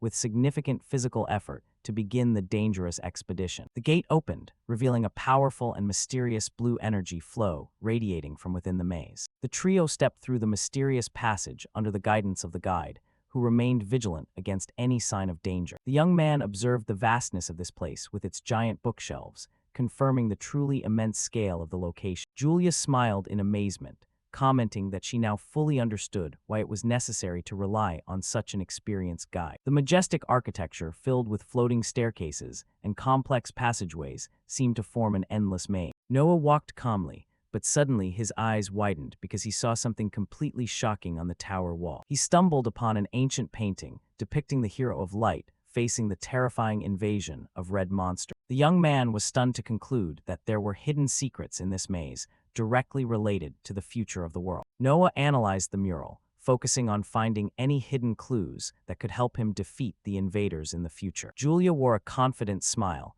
and warned that it was time for them to continue deeper into the maze. The young man confirmed the objective, reminding everyone that their priority right now was to retrieve the legendary Book of the Abyss. Upon reaching the first floor, the guide explained that the rarest and most forbidden books were hidden on the deeper floor. Ozzer revealed that this relic was forbidden in the neighboring kingdom and deduced that it must be kept around the 20th floor. Noah mused, remembering that this was the deepest floor any adventurer had ever set foot on. The trio moved in an organized manner and approached a large blue magic circle drawn in the center of the stone floor. They stood on the mysterious spell, preparing to descend to the next floors of the library. Suddenly, several armored and shielded orc monsters appeared from out of thin air, blocking the adventurers' path. The guide explained that these beasts always guarded the entrance to the next floor and asked if the young master could destroy them. Noah calmly assured him that he would handle this basic threat while drawing his glowing sword from its scabbard. The young man lunged with astonishing flexibility, throwing high-speed golden slashes that tore apart the local monster's body. He sheathed his sword with a swift and stylish motion, displaying terrifying swordsmanship skill before the guide. The bodies of the defeated opponents fell onto the mysterious library floor, confirming the young warrior's quick victory. Impressed by that ease, Ozzer urged the young nobles that they needed to advance quickly toward their objective. The group reached the 10th floor, and the guide requested absolute secrecy regarding the hidden shortcuts. From here on in the expedition, he manipulated a specific book on the shelf to activate the library's secret passage mechanism. A large secret passage opened, revealing a hidden path that very few people knew how to use. The guide pointed to a hidden magic circle, explaining that this mysterious tool was an excellent shortcut. They gathered on the mysterious magic spell, which began to glow brightly with powerful and rhythmic blue energy. The magic teleportation spell activated, and the whole group was enveloped by a giant pillar of light, making an instantaneous journey. The powerful light of the spell vanished suddenly, revealing their arrival in a new and quiet area of the tower. Noah covered his face with his hand because of the intense beam of light generated from the teleportation process to the new floor. The guide revealed that they had skipped many floors and were now at the transition point from the 19th to the 20th floor. Julia stepped forward with an arrogant smile, deducing that the next elite monsters were surely right ahead. They approached a giant round stone pit, where a huge blue spell was glowing threateningly. A massive wave of dark energy poured out of the magic circle, signaling the immediate summoning of this area's leader. Dozens of dark branches and roots grew violently from the ground, spreading a terrifying atmosphere throughout the environment. A giant tree monster with many red eyes appeared, revealing itself as the fearsome leader of this floor. The guide panicked upon noticing that this creature had evolved into an elder lord, much stronger than what he remembered. Ozzer shouted in terror, saying that overcoming this beast required many elite teams, but Julia brushed off his concern. The young swordswoman laughed sarcastically, asking why the man thought she needed help. She drew her sword with an arrogant stance and assured him that her individual power was more than enough. Julia lunged at high speed toward the giant tree monster, unleashing a lightning-fast direct attack. The giant monster retaliated by whipping its long, sharp, dark branches to crush the intruder in one fell swoop. The female warrior performed incredible acrobatic dodges, slicing through every branch that tried to block her advance. She ran along the creature's very roots, rapidly closing the distance to attempt a strike at the main trunk. Julia delivered a precise sword strike right into the center of the monster, creating a massive explosion of dark energy. The attack sparked, but it barely scratched the creature's tough hide, while its red eyes flashed with fury. The girl landed gracefully, acknowledging that the natural armor of this mystical creature was indeed incredibly durable. Ozzer yelled in desperation, warning that the wood was as hard as steel, and a lone swordsman would never be able to defeat it. Suddenly, dozens of wooden tentacles erupted from the ground, completely surrounding and binding the female warrior's legs. Julia was completely restrained by the monster's vines, which began tightening around her body with crushing force. The elder monster tightened its wooden claws, preparing to crush the trapped opponent in one go. Distressed by the dangerous situation, Noah prepared to intervene and sprinted toward the fight to save his sister. The branches tightened with maximum force, generating red sparks as they tried to break Julia's physical resistance. The female warrior remained calm and activated the fifth form of the dark combat style, releasing red flames. Fiery explosion incinerated the vines, and she emerged clad in the majestic and mysterious armor of dark flame. Noah was left in complete awe as he witnessed this rare and powerful elemental defensive technique in action right before his eyes. Julia swung her blade, now engulfed in dark flames, and prepared to counterattack with the first form of the style. The female warrior activated the dark flame sword dance technique, channeling all her fire energy into her weapon. The elder tree leader tried to react, swinging its giant branches to crush Julia with extreme brutality. Enveloped in a pure fiery rage, the silver-haired girl leaped with determination toward her opponent's trunk. With swift, explosive slashes, Julia sliced through the wooden tentacles, turning the leader's defense into ashes. She gained momentum in the air and lunged forward, aiming straight for the opponent's many glowing eyes. The female warrior let out a resounding battle cry as she unleashed a downward slash infused with all her mystical energy. A massive wave of red fire and darkness was unleashed, tearing through the air and destroying everything in its path across the hall. The powerful attack split the Elder Guardian's trunk right down the middle, causing a massive explosion of steam and smoke. Julia landed stylishly and arrogantly, declaring that her fire sword would never be blocked by anything as inferior as steel. The guide pointed his finger in desperation, shouting a warning of danger as he realized the fatal confrontation was not yet truly over. A stealthy tentacle quickly sprouted from the ground and wrapped tightly around Julia's ankle, catching the female warrior off guard. Dozens of new dark roots surged from the earth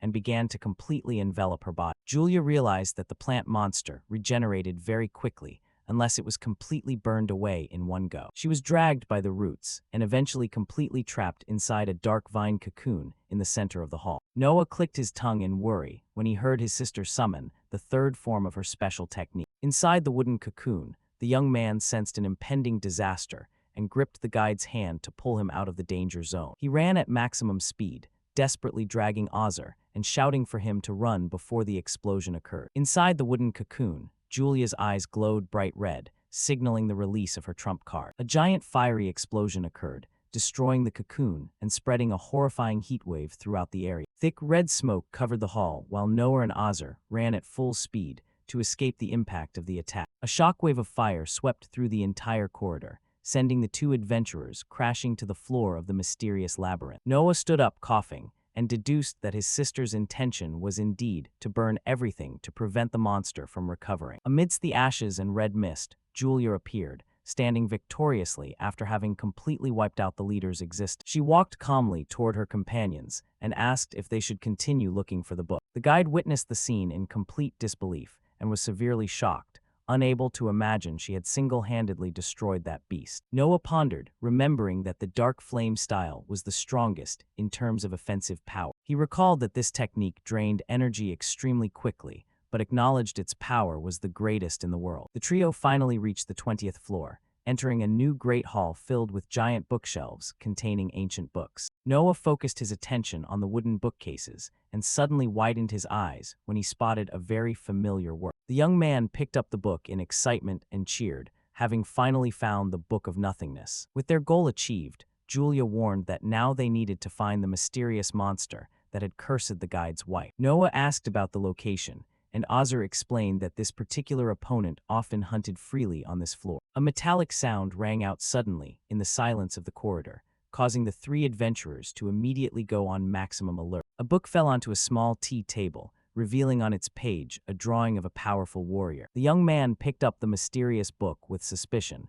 trying to understand the true secret behind the picture. Suddenly, a voice whispered menacingly that it had found. The mysterious pages of the book began to flip rapidly, creating a mystical atmosphere in the dark corridor. Noah sensed an overwhelming hostile presence surging behind him and reacted with lightning speed to dodge the attack. He and Julia drew their swords and assumed a hybrid defensive stance, standing directly in front of the panicked merchant. A terrifying armored warrior with monster arms emerged from the shadows, revealing himself to be the big boss of this area. Ozzer pointed an angry finger, identifying the opponent as the true demon that had caused the horrifying suffering for his wife. Noah stepped forward, swinging his sword, determined to start the fight to destroy the labyrinth's evil monster once and for all. Julia sternly ordered her younger brother to stand back and warned that she would handle the dangerous armored boss herself. She leaped, propelled by her dark flames, shouting that she would take charge of leading the attack. The armored warrior raised his monster arm, preparing to unleash an overwhelming counterattack aimed at Julia.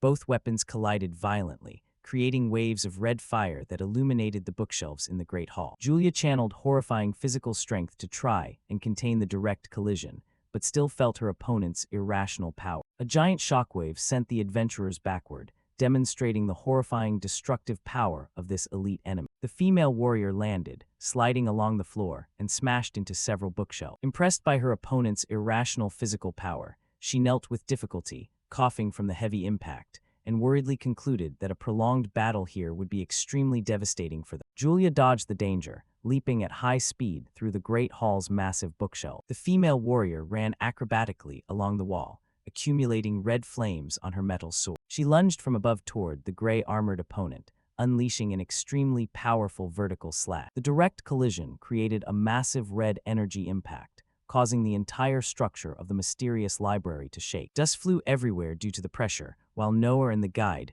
witnessed the epic battle unfolding in the hall. The young man was astonished to see the terrifying armored warrior easily block such a fast technique. Julia spun midair, regaining her fighting stance, while the aggressive enemy advanced without any fatigue. The girl landed on the floor, realizing the enemy's power far exceeded any ordinary monster. Julia slammed her hand onto the ground, activating an orange magic circle to summon the second form of her dark combat style. A giant, destructive red flame vortex appeared under the monster, trying to incinerate it on the spot. The guide believed the fight had ended with this blow, but Noah remained tense, realizing the threat was still active. To everyone's astonishment, the armored warrior sliced the flame vortex in two with just his dark sword. Using only the power of his dark blade, Julia was sent flying back by the enemy's overwhelming counterattack, causing the entire fire vortex to vanish. Utilizing the momentum, the girl leaped straight onto the top of the enemy's armor, shouting that she had caught him. She stabbed her burning weapon into the opponent's head, seeking to end the battle right there.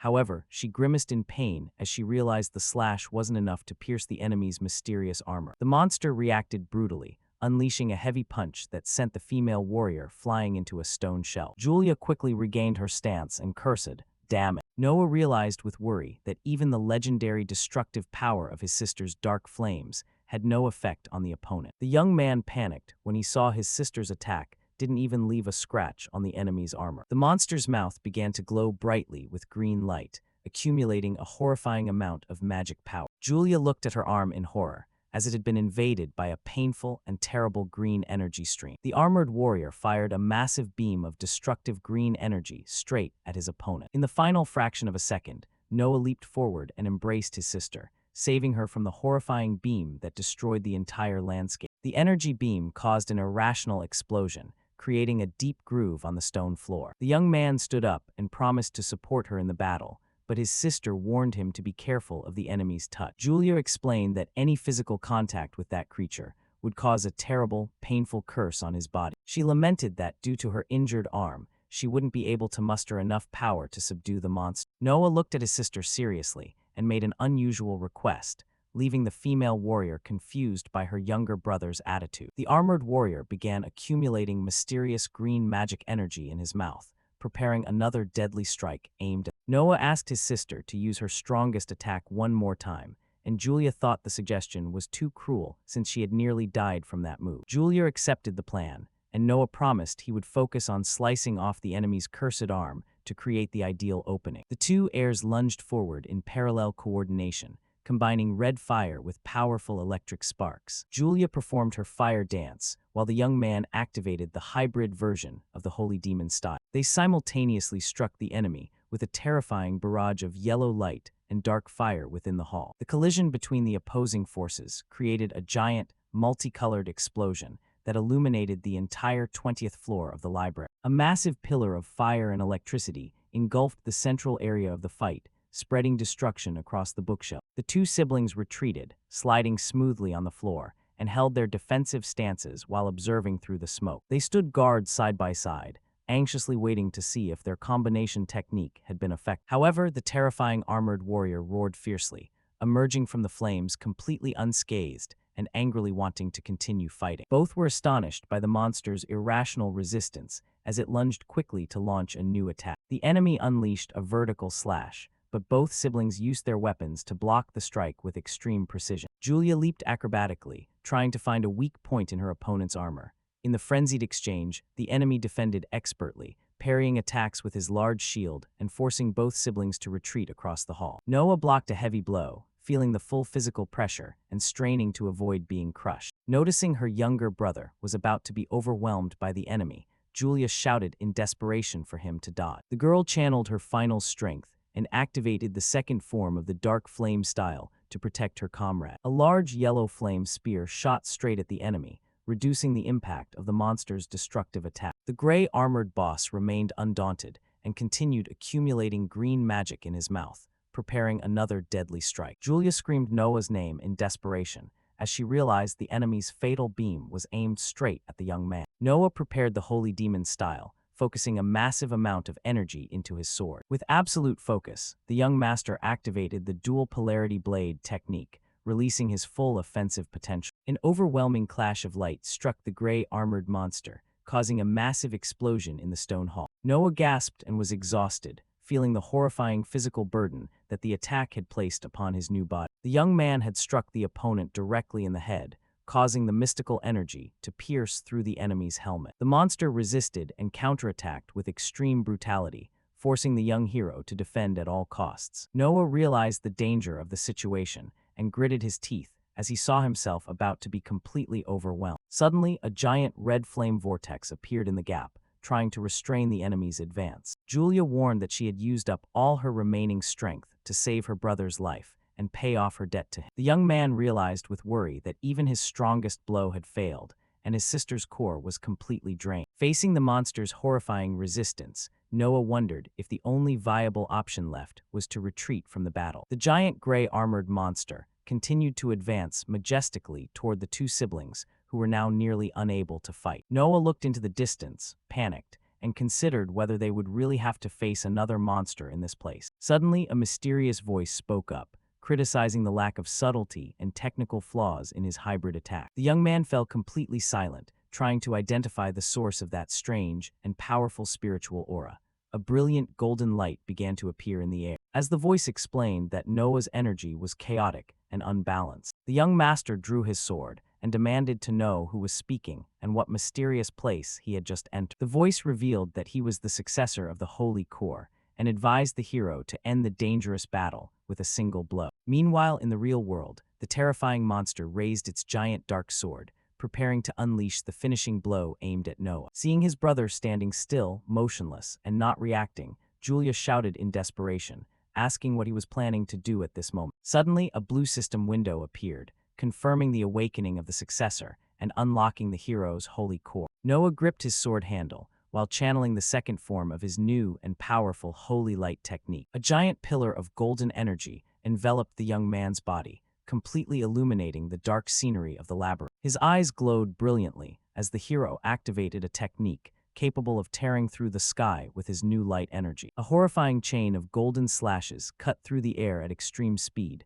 creating a spectacle of power in the hall. The brilliant attacks struck the gray armored monster's armor, causing it to begin cracking under the holy power. He smiled, realizing this was the true and hidden power of the holy demon core. Noah stood in a majestic pose and warned the enemy that he now intended to pay back double all the pain they had endured. The hero leaped toward the monster, accumulating pure yellow electric blades around his metal sword. A new system window activated, indicating that the challenge against the boss had been officially accepted by the young warrior. Noah was suddenly transported to a vast white space where his yellow flame sword was glowing brilliant. A sound rang out and deduced that he had indeed inherited the entire legendary primal holy core. A giant golden figure began to appear before him, radiating the pure aura of divinity and ultimate power. A majestic, handsome knight with long blonde hair and golden armor appeared before the astonished young master. The hero asked who he was, and the entity introduced himself as Zex Valmuth, the carrier of the primal holy core. The knight explained that the sacred core and the demon core that Noah had recently learned about were actually just flawed byproducts. He told him that in the age of the gods, invaders from another world appeared, and the holy core was created to fight. Zex lamented that after a long war, humanity had ultimately failed because of internal conflicts caused by humans themselves. He revealed that other factions feared the holy core's overwhelming power and decided to destroy everyone who carried. To prevent this power from being reborn, the primal force was divided, birthing the demon core and the sacred core. Noah understood that the two streams of energy were originally one, and Zex confirmed that was why he could inherit the holy core. The young man asked if, had humans not betrayed them, they could have defeated the invaders in the past. With a serious gaze, the ancient warrior assured him that they would have easily wiped out the entire enemy force. Noah gripped his fist with determination, thinking that with this legendary power, he could finally change the world's tragic fate. Zex warned that with the young man's current core level, that was impossible, and he needed to defeat his enemy to evolve. The young master flashed a confident and arrogant smile, showing he was completely ready to accept the challenge. The ancient hero returned the smile and decided to start training Noah with a relatively simple mission. Zex ordered the young master to prove his worth by first destroying the insignificant enemy before him in the real world. Returning to reality, Noah released a massive amount of golden fire that covered the hall at high speed. The young man approached with determination and clashed his holy sword directly against the powerful opponent's sharp claws. With a focused gaze, the hero promised that this time he would slice off the monster's arm once and for all. Both warriors clashed again in the center of the hall. While books flew everywhere in the wind, Noah used his yellow blades of mystical energy to block and restrain the enemy's giant arm. The system revealed that the holy technique controlled 6 light blades used for both attack and defense. Using the incredible speed of his new ability, the young man sliced off the gray-armored monster's arm. Ozzer witnessed it all, completely shocked to see that the young master had used light itself to slash the beast. The opponent's arm fell to the stone floor, while the purple-gold aura continued to emanate from the young hero's body. Without hesitation, Noah lunged forward and delivered a deep, straight strike into the armored warrior's chest. The young man wore a faint smile and sarcastically remarked that the tide had finally turned in their favor in this battle. A massive golden explosion of energy pierced the opponent's armor, illuminating the entire library area. The monster roared in agony, screaming intensely as it felt the cleansing power incinerating its body. With a final vertical slash, Noah took down the terrifying enemy and celebrated the fall of his first major foe. The body of the gray-armored warrior collapsed onto the library floor, completely destroyed and devoid of life. The hero took a deep breath, observing the outcome of the confrontation while trying to soothe his internal flow of mystical energy. Suddenly, a final, dangerous wave of green energy appeared at that location, immediately catching the young master's attention. Julia realized the danger approaching and screamed desperately, telling her younger brother to dodge the surprise attack. A giant beam of green energy shot straight at the hero, who was caught off guard on the ground. Noah reacted quickly, activating the shield of his light blade technique to attempt to contain the impact of the green beam. The golden shield collided with the powerful flow of energy. The collision between the two mystical forces generated a massive explosion that destroyed the remaining bookshelves in the area. The smoke slowly cleared, revealing the damage caused by the desperate final attack. To everyone's relief, Noah stood up completely unscathed amidst the dust, demonstrating his mystical defensive power. Julia witnessed the scene in absolute astonishment, unable to comprehend how he escaped the strike without a single scratch. Noah raised his glowing sword and warned that he would finish off the monster once and for all with his energy. The young man unleashed his final radiant attack, and the monster took the full force of that destructive energy flow. The beast's armor crumbled under the massive energy from the young heir's divine technique. The collision dispelled the evil aura, and the armored warrior collapsed, completely destroyed. Amidst the ashes, a system panel appeared, confirming his victory and announcing that the level of his saintly core had increased to level 2. The young man read the congratulatory message from Zex and was surprised to realize the ancient hero was still guiding him. The system warned that the saintly core evolves through battles and advised Noah to make good use of his new mystical power. Noah clenched his fist in contemplation, realizing that combat was the key to evolution, and he celebrated obtaining his new technique. Still trembling, Ozzer ran to the young master's side, asking in disbelief if he had truly defeated that monster. Julia approached and confirmed that the enemy had vanished, pointing out that the terrifying curse had also begun to dissipate from this place. The girl looked at her arm with relief, noticing that the black spots of infection had completely disappeared from her skin. Julia told the man that his wife had likely been cured as well, and Ozzer wept with happiness, suggesting they should return immediately. Approaching her younger brother, Julia commented in surprise that he looked completely different from the weak warrior he was before the challenge. The girl focused her serious gaze on the young master and directly asked where he had learned such excellent swordsmanship. Seeing him remain silent, she deduced that he couldn't say and explained that there were many different styles of using a core. She detailed that the magic sword style was the fundamental foundation for all warriors of the Daskul line. She mentioned the shadow fire style, which focused entirely on maximizing the user's physical attack power. The girl also referred to the shadow lightning style, with its main focus on extreme speed in strike. Julia concluded by mentioning the abyss style, a mystical technique specialized in deceiving and disrupting opponents. She pointed out that Noah's style didn't belong to any of those schools, and asked what her younger brother was hiding from everyone. The two siblings exchanged deep, silent glances, creating an atmosphere of mystery and mutual suspicion. Julia skipped pressing Noah further, wore a faint smile, and decided to set her suspicions aside temporarily. She left, saying she was looking forward to the day they would put their demonic cores to the test in a real battle. Scene shift to the mansion. On the way back with Kyle, the hero held the Book of the Abyss, which he intended to hand over in exchange for information from Eve. Upon reaching the young informant's room, Noah opened the door and saw that the place had been completely ransacked and destroyed. Cease appeared in a rage and reported that he had made a mistake by leaving the mansion. When young Eve was kidnapped, the blonde warrior revealed that the person responsible for the incident was their brother Skull, who was searching for secret data on Noah. Cease explained that Skull had likely kidnapped Eve to force her to reveal all the information she held. Noah smiled slightly as he realized and confirmed that the wicked Skull was the true mastermind behind the attack. The young man decided they would save the informant, but the bodyguard panicked when he realized he wanted to challenge Lord Skull. Noah wore a mysterious smile and told his ally not to compare their confrontation to a dispute between equals. With a cold gaze, the hero assured him that what was about to begin would be nothing more than a one-sided and ruthless act of revenge. Feeling guilty, Cease said he would accompany him to fix his mistake,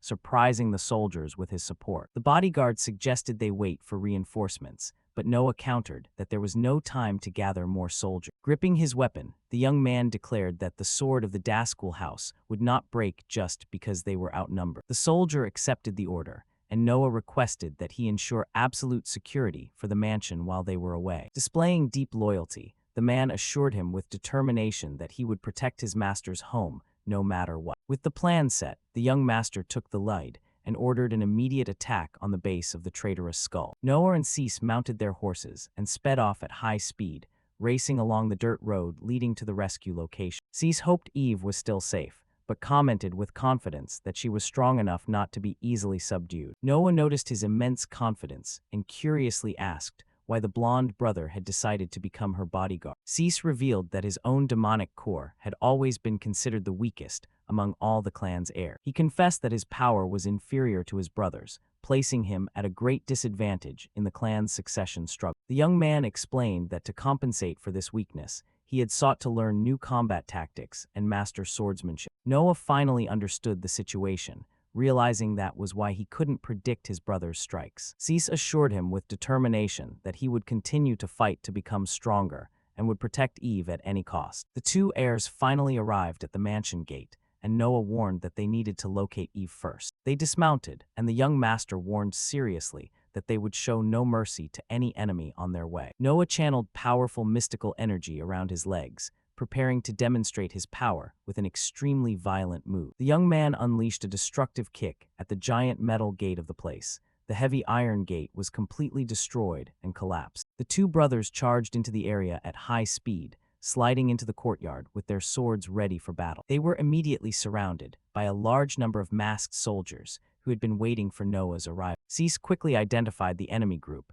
and told the young man that this was Skull's elite mercenary unit. The masked warriors surrounded the two brothers, as the blonde brother warned that these mercenaries were very skilled. Their commander laughed at the situation, mocking the two fools for attacking head-on like that. Noah activated his purple combat aura and coldly warned that he had no time for mere henchmen, ordering them to bring Skull out. The mercenary leader was extremely annoyed by Noah's arrogance, saying the young man didn't understand the situation. A masked mercenary suddenly appeared behind the hero, attempting a sneak sword attack on Noah. Without even looking back, the young man turned at the very last millisecond and easily blocked the enemy's attack. Noah performed a counterattack, kicking the masked man away with extreme, brutal force. The leader drew a massive silver sword and swore they would show no mercy to anyone who dared challenge Skull. The young master slid along the grass of the courtyard, channeling electricity around his sacred sword. Noah collided head-on with the mercenary leader's sword, creating a large explosion of electric sparks in the court. While Noah confronted the commander,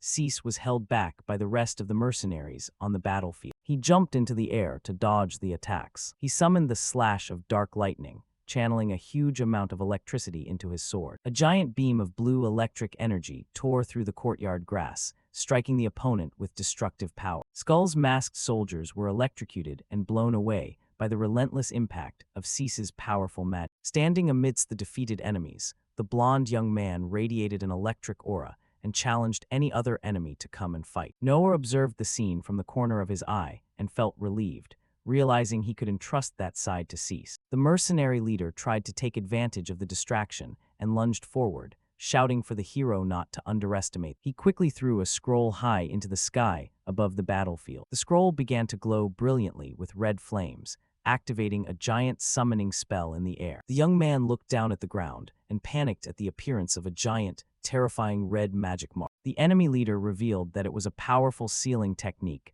developed specifically to counter their clan. He lunged at the young master, unleashing an attack filled with thick and dangerous purple demonic smoke. Noah focused maximally, his eyes flashing purple as he tried to read his opponent's next move in advance. The system revealed the opponent's name to be Vault Grave, a formidable warrior holding a dangerous hidden defensive technique. Noah quickly began summoning the second form of his powerful divine fighting style. However, the young man suddenly felt a terrifying physical resistance. As he tried to channel his core power into his sword, he groaned in pain and frustration, realizing his mystical energy was being mysteriously sealed. Vault Grave took advantage of the opening and unleashed a diagonal slash, forcing Noah to jump back. Noah was horrified to realize that his opponent's secret technique had completely sealed his demonic core. The villain mocked the situation, warning the young man not to think he could defeat them with ordinary swordsmanship. Cease ran to Noah's side, amidst the center of the red magic circle, ready to support his younger brother in the battle. The blond young man analyzed the tactical situation and worriedly pointed out that they were at a severe disadvantage in numbers in this court. He lamented the existence of such annoying and irritating magic that could seal their dark energy. Cease ordered Noah to advance and save Eve, while he took responsibility for holding back the enemy alone. The blond young man told his younger brother not to worry and ordered him to quickly finish off Skull to bring the young girl to safety. Noah accepted Cease's request with an extremely serious expression, fully trusting in his brother's ability. The young master dodged the attacks of the first enemies and ran at high speed toward the interior of the mansion. He dashed through like a blur amidst the masked soldiers' defensive line, advancing without looking back. Seeing this, Cease smiled confidently and warned that even though his core was sealed, he could still use powerful earth magic. He activated the stone path magic, spawning a giant stone spike that lunged forward, destroying the courtyard scenery. The stone pillar lifted the protagonist straight toward the mansion. Cease shouted, telling his ally to search for the auxiliary mansion, because it was the most suspicious location in the area. Vaultgrave realized the move and desperately ordered his subordinates to pursue Noah at all costs in the hallway. However, Cease summoned dozens of sharp stone spikes that erupted from the ground, pinning down the enemies trying to rush through. The commander of the mercenary group clicked his tongue in frustration when he saw his elite unit being restrained so easily. He watched with fury as his subordinates were pinned to the giant stone spears covering the entire lawn. Vaultgrave focused his cold, icy gaze on Cease, realizing he would need to defeat the blond young man if he wanted to continue the hunt. Cease pointed his sword toward the mercenary leader and challenged him to focus on a real battle with him immediately. Meanwhile, inside the mansion, Skull was interrogating Eve and demanding to know the secret behind Noah's new power. Tied to a wooden chair, the girl calmly replied that his questions would be forever useless and hopeless. Skull laughed barbarically and pointed at the captured maids, asking if she truly didn't care about their fate. Eve responded with extreme contempt, saying that having a useless coward for a younger brother was an unbearable disgrace. Skull was infuriated by the response, but was interrupted when he heard deafening combat noise from the courtyard outside. Eve smiled, deducing that Noah had finally arrived, and Skull mocked his younger brother for daring to attack head-on like that. The villain focused his blue, hateful eyes, showing that he was not afraid of the Daskull family's youngest heir's advance. Eve proudly commented that cowardly methods did not suit Noah, as he possessed the most important thing in the world. Eve laughed sarcastically, declaring that she could finally test the young man's true combat strength with her own hands. Infuriated by the hostage's insolence, the red-haired man drew his metal sword, promising to make this arrogant woman pay. Suddenly, the door was destroyed, and Noah charged into the room majestically. The young man went into a defensive stance and calmly declared that he had come to this dangerous lair only to save his sister. Noah raised his sword of light and shadow, staring at Skull's figure in the center of the luxurious wooden hall. With his familiar calm and sarcastic tone, Eve smiled at her younger brother and remarked that he was a bit late. Skull pointed his silver sword straight at Noah's chest and roared his younger brother's name with deep hatred. Noah sneered, asking if he wanted to end them. The orange-haired man laughed sarcastically and challenged the young man, asking if he truly believed he had the ability to defeat him in battle. Noah kept an extremely calm expression and replied briefly, sarcastically confirming that he was absolutely sure. Skull completely lost control and charged aggressively, unleashing an attack filled with thick purple demonic energy. The two siblings exchanged quick and precise strikes amidst the large hall, as bookshelves and books lay scattered around them. The force of the battle was so great that the glass windows shattered, knocking the two heirs out into the courtyard. They continued to exchange terrifying sword strikes midair, while falling from the top of the palace at high speed. The two warriors landed skillfully on the courtyard grass and quickly backed away to catch their breath for combat. Noah activated his mystical appraisal skill to analyze the true potential and power level of his orange-haired brother in detail. The system revealed that Skull possessed impressive attributes and was the founder of the dangerous abyss fighting style. The young man calmly asked what Skull's true motive was for sending mercenaries and even using children to harm him. The orange-haired man wore a sarcastic smile and replied bluntly that the reason for his actions must be obvious. It was because he found the protagonist an eyesore. Consumed by rage, the villain lunged forward, unleashing an extremely violent vertical slash covered in purple moss. The two swords collided forcefully, creating a huge explosion and pushing Skull backward. Noah felt a wave of relief as he realized his core seal had been lifted the moment he stepped outside the mercenary leader's magical range. Skull attacked frantically, screaming that he refused to accept that a weak piece of trash like Noah could receive the patriarch's recognition. The young man raised his sacred sword, blocking the relentless flurry of his opponent's wild strike. The orange-haired man roared with a deranged expression, demanding that his younger brother fall right there in this clan duel. Noah dodged with a perfect acrobatic maneuver, leaping over his opponent to narrowly evade Skull's fatal horizontal slash. He landed with agile steps, putting a safe distance between himself and his enemy to map out his next move. The young master analyzed his brother's strikes, noticing how he blended feints with real attacks to disrupt his defense. Skull warned that Noah was merely a stepping stone to his own victory, and began channeling a massive amount of purple smoke. The villain braced himself and began summoning the third form of the terrifying Abyss style to annihilate the young man. He summoned the Night March of the Phantom Legion, creating a massive army of skeletal warriors across the court. The bone monsters lunged aggressively at Noah, but he swung his sword, slicing them all to pieces. The young man assumed a stance and began to wonder if this skeletal army was just a distraction from his opponent. A skeleton leaped forward, unleashing a downward strike with an old sword toward the young master's head. The hero immediately identified the attack. He raised his weapon and blocked the skeleton monster's metal sword. Noah curiously noticed that these creatures weren't typical illusions, but magical summons with actual physical mass. Seeing more monsters rushing toward him, the hero decided he needed to clear the battlefield quickly. Noah performed a spectacular leap, clearing the encirclement on the ground while accumulating light energy into his powerful blade. Midair, the young man began summoning the second form of the holy technique, focusing all his power into a single point. The warrior activated the twin sky rending technique, releasing a massive, destructive burst of golden light. The golden slashes covered the entire courtyard lawn, instantly slicing through and destroying dozens of skeletal warriors. Noah landed on the stone floor as the smoke from his holy technique began to clear from the area. The young man grumbled with annoyance when he noticed the undead beginning to regenerate and rise from the ground once again. He activated his hybrid aura, concentrating golden-purple electricity around his combat boots. Noah darted like lightning through the army, slicing each opponent with rapid and precise high-speed strikes. The young man bypassed the skeletons and lunged straight at Skull, unleashing a surprise attack focused entirely on his red-haired brother. Skull blocked the strike and roared in fury, asking if the hero truly believed he could defeat his entire army. They exchanged rapid sword strikes. While Noah was locked in combat with Skull, many skeletons tried to attack the young man from behind, but he tracked their presence with extreme ease across the courtyard. With a perfect circular rotation of his sword, the hero unleashed a sweeping attack that crushed all the skeletal invaders. Noah clashed his sword powerfully against Skull, creating a large collision of purple and golden energy between them. The young man pushed forward, warning his brother that he didn't care how much trash was sent his way. He repeated his agile movements, releasing more golden light blades to shred the skeletons all around him. Skull was sent flying by the shockwave and collapsed to his knees, groaning in pure pain and extreme physical exhaustion. The two enemies stared at each other, gasping for air from across the courtyard, which had been completely ravaged by the power explosions. The orange-haired man drove his sword deep into the ground,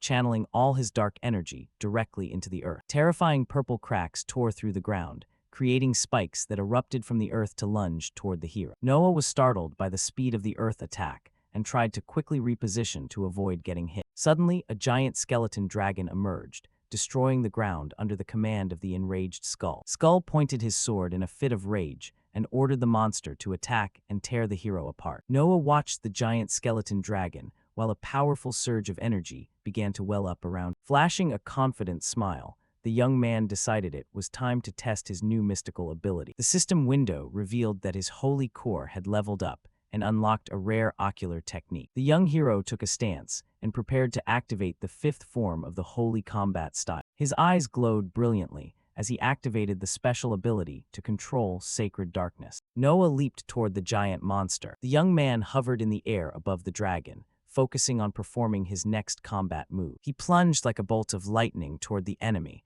radiating a purple and golden aura. The hero focused his glowing gaze straight into the fearsome skeleton dragon's golden eye. Noah landed precisely on the monster's head. The young man stood firmly on the beast's head, leaving Skull completely shocked by the bizarre spectacle. Understanding nothing, the villain screamed in desperation, demanding that the monster destroy the hero immediately. Noah explained that his ocular technique had deciphered the enemy's movements and granted him absolute control. He declared that the monster was now his slave, and the orange-haired man cursed in annoyance, telling him to stop playing game. Enraged, Skull decided to attack himself, preparing the first form of the Abyss style. The villain fired a powerful dark projectile that pierced through the dragon. A massive, destructive dark energy explosion occurred, destroying the area around the mansion. At the same time, the protagonist had circled behind him. Skull was struck by a quick slash to his back and coughed up blood. This forced him to hurriedly jump far away to keep his distance. Wounded quite heavily, the villain admitted he had no choice but to resort to his final measure. He pulled out a small metal flute and began to play,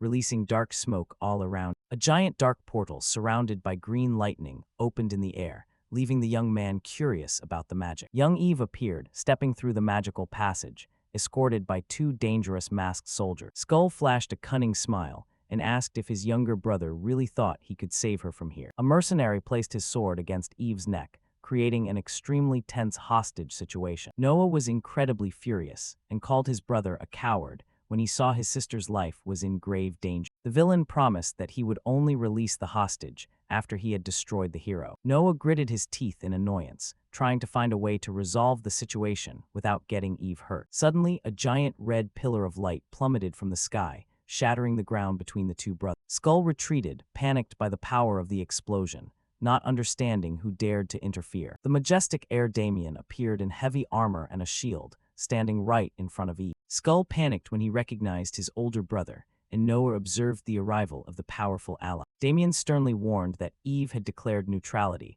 and the rules of the succession struggle forbade attacking. The red-haired man retorted indignantly, trying to justify his desperate actions to win the succession. With his red eyes flashing, Damien assured him that he would destroy Skull for violating the clan's law. The villain fell to the ground, cursing in a fit of rage when he realized his plan had completely failed. The older brother focused his sharp gaze and warned the red-haired man not to pull any stupid tricks here. He reminded everyone that this was a fight to the death focused solely on seizing the opponent's core. Noah firmly promised that he would not allow anyone to obstruct his path to victory. Damien pointed out that interfering with the struggle was also a crime, and that he would determine the outcome of this battle. He ordered Noah and Skull to fight with all their might, while he observed the results as a referee. The young master drew his sword again and invited his red-haired brother to continue their duel in the courtyard. He sarcastically asked if his opponent could fight without having to resort to hostages and children. Skull went completely insane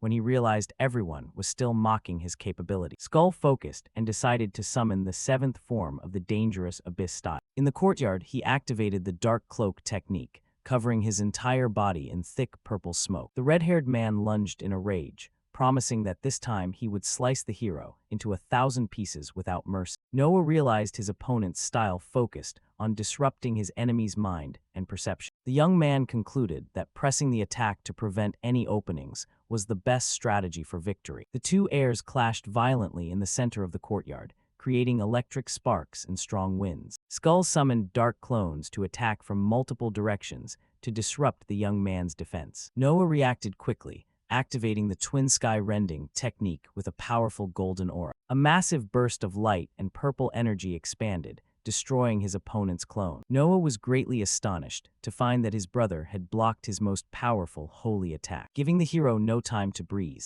the red-haired man prepared the fourth form of the terrifying Abyss style. He summoned the invisible slash, emitting red and dark flames across the entire blade.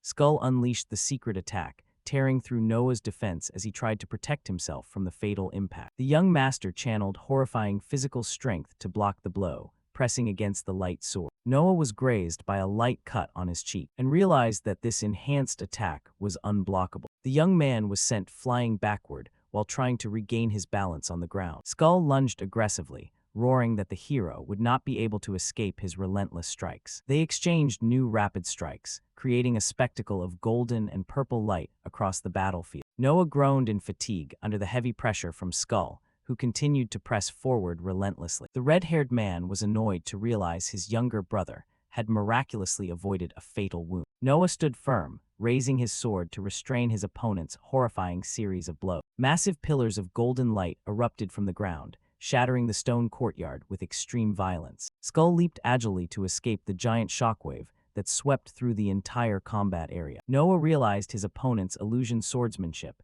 and powerful defense were his greatest strength. Noah asked why someone so talented had to resort to cowardly methods in a clan struggle. Skull roared that he had been cast aside by their father, who deemed his illusion talent useless to the clan. The villain explained that resentment had driven him to create the Abyss style to prove his true worth. Skull recalled with bitterness the day the patriarch completely ignored him, disregarding his efforts. Consumed by hatred, the orange-haired man promised that his only remaining option was to win at any cost. With a face covered in blood, he swore he would make their father acknowledge his power through this fight.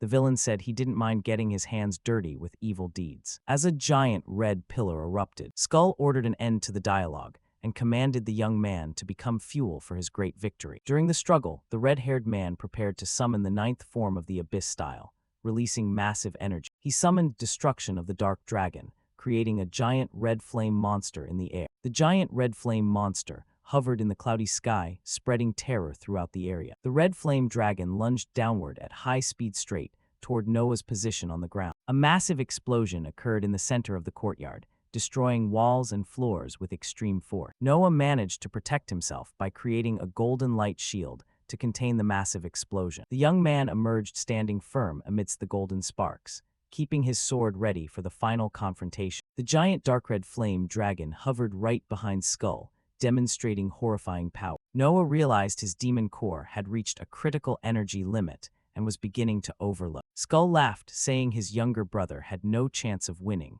by relying only on ordinary abilities. Without hesitation, the young man reached into his shirt, searching for his secret trump card. The red-haired man widened his eyes, incredibly shocked to recognize the mysterious item Noah was holding. The young man revealed he had condensed his own accumulated toxins to use as a power stimulant. Noah placed the stabilized toxin pill into his mouth, swallowing the dangerous item without a moment's hesitation. Skull screamed in horror, asking if the young man was insane for swallowing something that could make him lose control. Consumed by rage, the hero began to release a horrifying amount of golden and purple energy through all his wounds. Noah smiled, saying the toxin would act as the perfect fuel to restore his strength. The system window appeared, confirming his holy core had reached level 20 and unlocked a new attack. Noah recalled his previous life as Xenon and swore never to let the tragedy repeat itself in this life. He accumulated energy in his blade and decided to summon the second form of the powerful holy style. The hero activated Brilliance of Light and Shadow, releasing a massive amount of electrochemical energy. He unleashed a downward slash as Skull's fearsome red flame dragon lunged aggressively. The two giant techniques collided in the courtyard, and Noah's attack sliced the fire dragon in two. The massive collision created a violent mixed-energy explosion that completely destroyed the scenery. A horrifying shockwave sent both warriors crashing back into the ruined courtyard. A massive dome of destructive energy expanded across the clearing, glowing with great intensity. A giant cloud of dust and debris was kicked into the sky by the irrational power of the blow. Damien acted quickly, using his giant metal shield to protect his younger sister from the powerful shockwave and the massive mushroom cloud of smoke rising above the mansion, marking the end of the colossal confrontation. The older brother waited for the smoke to clear, revealing a courtyard completely devastated by the impact. Damien and Eve observed the situation with astonishment, unsure of who had survived the explosion. The wind blew the smoke away, revealing the defeated Skull kneeling. While the young master remained standing firmly, Noah pointed his blade at his opponent's throat and calmly revealed that he did not wish to take his life. The hero ordered the traitor to surrender, but the orange-haired man only bowed his head in absolute silence. Skull pretended to accept defeat, promising to hand over his demonic core, and Noah calmly accepted the agreement. Suddenly, Noah's combat instinct screamed a warning as he realized his brother's cunning expression. Before the young man could react, the villain's silver sword pierced his abdomen in a fit of rage. Skull wore a completely psychopathic grin, laughing loudly at having deceived the hero. The villain put more force into the hilt, pushing the blood-stained blade deeper into Noah's chest. Damien and Eve witnessed the horrific, treacherous attack, stunned by the red-haired brother's cowardly behavior. Skull roared frantically, declaring that he would never accept surrendering or kneeling before someone like him. He violently withdrew his sword, screaming that no one was allowed to stand above his power. Noah coughed and fell to his knees on the stone floor, while clutching his severe abdominal wound. Desperate at seeing the young man's dire condition, young Eve rushed toward him, screaming his name. Damien gripped the young girl's arm seriously to prevent her from interfering in the ongoing duel. Skull raised his metal sword, aggressively assuring that Noah's battle and journey would end right. However, Noah unleashed one final, swift sword slash that cut through the air, creating a large gash on the villain's chest. Skull was hit directly by the desperate counterattack and fell backward, completely defeated. The orange-haired villain lay motionless on the grass after taking the full force of Noah's final blow. Silence returned to the mansion grounds, while both warriors lay on the stone floor. Noah sadly realized that his new family preferred to sacrifice their own lives in the name of pride. The image showed both warriors lying down, illustrating the horrific cost of the succession struggle. Eve struggled to break free from Damien and ran desperately, falling to her knees beside the wounded young man. Damien warned that the injury was very serious, but she declared she would use secret magic to heal her younger brother. The young girl concentrated fully, releasing a thick, brilliant blue healing mist over the young man. She placed both hands on his chest and activated the first form of the Shadow Flower style. The Shadow Lantern spell spread through Noah's body, beginning to regenerate his internal tissue. The mystical blue energy flowed rapidly through the energy meridians in Noah's arm, soothing his pain. Noah regained consciousness in confusion, and the young girl explained with relief that she could control his cores very well. The young man wore a faint smile and sincerely thanked his older sister for saving his life here. Eve pointed to Skull's collapsed body and declared that the reward for the victory now belonged to Noah. Skull's red demonic core hovered midair, radiating a vast amount of dark energy. Noah focused his attention on the glowing orb, realizing this was an opportunity to become strong. The hero knelt before the defeated opponent's body, under the calm and watchful gaze of his sister Eve. He reached his right hand toward the core, absorbing his opponent's dense red energy. Noah felt a massive surge of golden and purple electric energy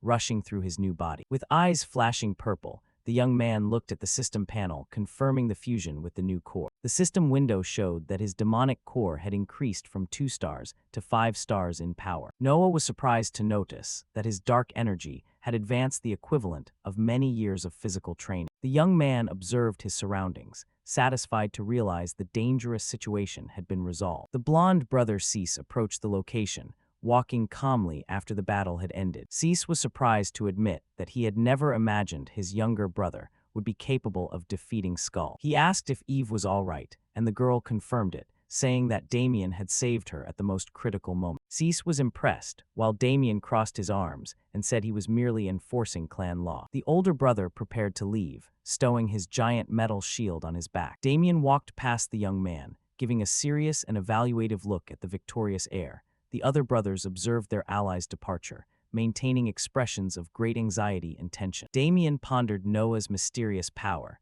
which seemed to go far beyond a normal core. Suddenly, a white-haired subordinate approached the group, interrupting their thoughts. The palace servant formally announced that the powerful head of the house, Victor, was summoning Noah. Scene shift, an image appeared of the majestic architecture of the Grand Citadel, where the clan's fearsome leader resided. In his office, Victor commented that he had heard about Noah seizing the demonic core of the defeated Skull. The powerful leader glanced at the young master with eyes as sharp as knives, demanding confirmation of the truth. Noah maintained an elegant posture and answered directly, confirming that he had emerged victorious in the battle. Victor asked about Skull's power, and Noah sincerely admitted that his brother was superior to him in every aspect. Curious, the head of the house asked why the young man believed he could win the succession struggle. Noah felt a terrifying mental pressure from his father and concentrated to give the best answer possible. He firmly declared that his thirst for power was greater than that of any other opponent. Victor wore a faint, satisfied smile. Viewing it as an excellent answer from a warrior, the head of the house warned that the deceased had committed unforgivable crimes and swore to reward the young man. Noah seized the opportunity and requested as his reward to be sent on a mission to a very specific location. His father was surprised by his lack of greed, pointing out that he could have demanded weapons or gold. The young man replied that the benefits gained from this journey would be greater than any treasure. Satisfied with his son's focus, Victor accepted the condition and asked what his desired destination was. Scene shift, a horse-drawn carriage crossed a narrow and dangerous dirt road amidst mist-covered mountains. Inside the carriage, Noah explained to the 2 maids that this trip was not for sightseeing. The young man wore a calm smile and asked them to handle all matters around. The two maids happily agreed, assuring him they would do their best to support him on his mission. Suddenly, Lydia's eyes widened when she saw a majestic and impressive sight through the window. The maid excitedly waved, pointing toward the horizon, and announced that their destination had appeared. Noah observed the legendary city, built through an ancient alliance between dragons and humans. That was the legendary Draconia, a grand city surrounded by giant peaks and winged beasts in the sky. Not long after moving, they were blocked by two guards, forcing the carriage to come to a stop. As he stepped out of the carriage, the young man was welcomed by the guards, who asked if he was the heir of the Daskull house. The scaly-skinned warriors formally introduced themselves as the official envoys of Draconia. The guards offered to lead the group from here, along the mountain's stone path. Noah focused his purple gaze as he felt a strange and hostile change in the surrounding energy. The young man stared intently toward the mountain range, realizing that something dangerous was approaching. Noah smiled slightly, thanking the local envoys for the important support they provided. Suddenly, red ogre monsters leaped down from the hills, screaming that they had identified the target from the Daskull family. One monster landed on the ground violently, creating a thick cloud of dust on the road. A pack of ogres with sharp horns completely surrounded the young master's carriage on the spot. The scaly-skinned guards panicked, drew their weapons, and asked Noah to step back to protect himself. The ogre tribe is a warrior race that specializes in fighting for control of this mountain region. They value brute force and conflict, while the lizard folk respect order and rules. The leader explained that the beasts were trying to obstruct the mission, and Noah assured him that he understood the danger clearly. The hero ordered Lydia and Selena to enter the carriage immediately to ensure their safety before the attack. The ogres mocked the young man's arrival, claiming that Draconia had truly fallen if it sent such a weak child. The giant ogre leader mocked Noah, telling him to turn back if he wanted to live. The hero only wore a sarcastic smile in the face of such arrogance from the red beast. Noah retorted to the provocation, saying he would spare his opponent's life if he ran away immediately. Completely infuriated by the young man's mockery, the monster called him an insolent brat. Repeated line. It bloated its body, gathered energy, and swore it would crush every bone in the young master's body. The ogre lunged, throwing a heavy punch that created a massive cloud of dust and wind in the open space. Noah remained calm and adopted a quick-draw sword stance, channeling mixed energy into his blade. The opponent's giant fists lunged down at high speed toward the hero's head. The young man performed a spectacular backflip, easily escaping the monster's violent lunge. The punch collided and shattered the stone ground, creating deep cracks throughout the battlefield. Noah performed a mid-air backflip, keeping his sharp purple eyes focused on the opponent. The monster roared in extreme rage as the young master prepared to counterattack. The hero dove toward the enemy, manipulating air currents to increase his falling speed. He activated the first form of the divine style, unleashing a powerful mystical light technique. A giant and radiant golden slash tore through the air and struck the giant ogre's position. However, it dodged the attack and circled around behind the protagonist. Before he could react, a thousand mountain punch was unleashed, sending his body flying backward like a cannonball. Fortunately, the protagonist remained uninjured after that attack. The young man remarked that its power was impressive, but its attack movements were very sluggish. Humiliated, the monster stood up, roaring in anger, and called the young master an arrogant fool. It threw a giant sideways punch at the hero, who was hovering midair. Noah dodged the blow with extreme grace, gliding past the beast's arm with astonishing skill. He performed a perfect diagonal slash with his golden blade, severing the ogre's limb midair. The ogre leader coughed violently and collapsed, defeated on the stone ground. After the final slash, the hero looked at the remaining monsters on the mountain and challenged them to all jump down and fight. The young man stood in a defensive stance, facing the remaining enemies observing from the hilltop. The ogres roared in rage and began lunging down the rocks at high speed to attack the hero. Noah calmly observed the army rushing toward the ground, determined to crush the young noble. He focused and prepared the second form of the divine combat style, radiating much light. With agile movements, he fired golden energy blades, slashing all the monsters midair. The bodies of the defeated ogres fell to the ground devoid of life, confirming the young man's quick victory. The Draconia guards watched in astonishment, admitting that his power far exceeded all the rumor. The two maids stepped out of the carriage, praising the hero, and Noah reprimanded them for not following orders. Selena smiled and said that the duty of a maid is to always witness the master's great victory. Noah glanced at the mountain peak and the final enemy that was hiding and revealing itself. In the sky, a majestic warrior riding a red-winged dragon was observing the young man seriously. The mysterious knight, clad in golden armor, leaped off the dragon, quickly diving down from the clouds. He landed majestically, creating a large cloud of dust on the road in front of everyone. The warrior revealed that he had witnessed the entire battle and praised the power the young man had displayed there. He introduced himself as Adelbolt Fangre, the powerful commander of the local dragon knights. When asked why he didn't help, he said that a king cannot be so weak that he needs to be saved. Noah smiled and asked if he had passed the warrior's trial, and the commander nodded in confirmation. Adelbolt promised to lead the young master directly to meet the revered Lord Alcardos. The journey continued with an official dragon escort crossing the city's stone bridges. Selena was astonished to notice that humans and lizard folk were living together peacefully on the streets. Both maids commented that a kingdom with such harmony between different races was extremely rare. The guide suggested they could explore later, assuring everyone that they would love this place. A majestic blue dragon flew across the sky above the carriage, demonstrating the greatness of Draconia. They entered a cave illuminated by mysterious blue runes, guided by the warrior's lantern. The group arrived before a giant ancient stone gate carved with the image of a sleeping dragon. Adelbolt raised his lantern and loudly announced that he had brought young master Noah Daskul here. The stone carving glowed pale yellow as a deep, low voice ordered everyone to enter the hall. The giant stone structure began to open slowly, revealing the darkness of the mysterious room. The group stepped through the grand entrance and was immediately greeted by a powerful mystical gust of wind. Noah felt an overwhelming mental pressure and concluded that it was equivalent to his powerful biological father. The scaly-skinned guards could not withstand the force of the aura and fell to their knees.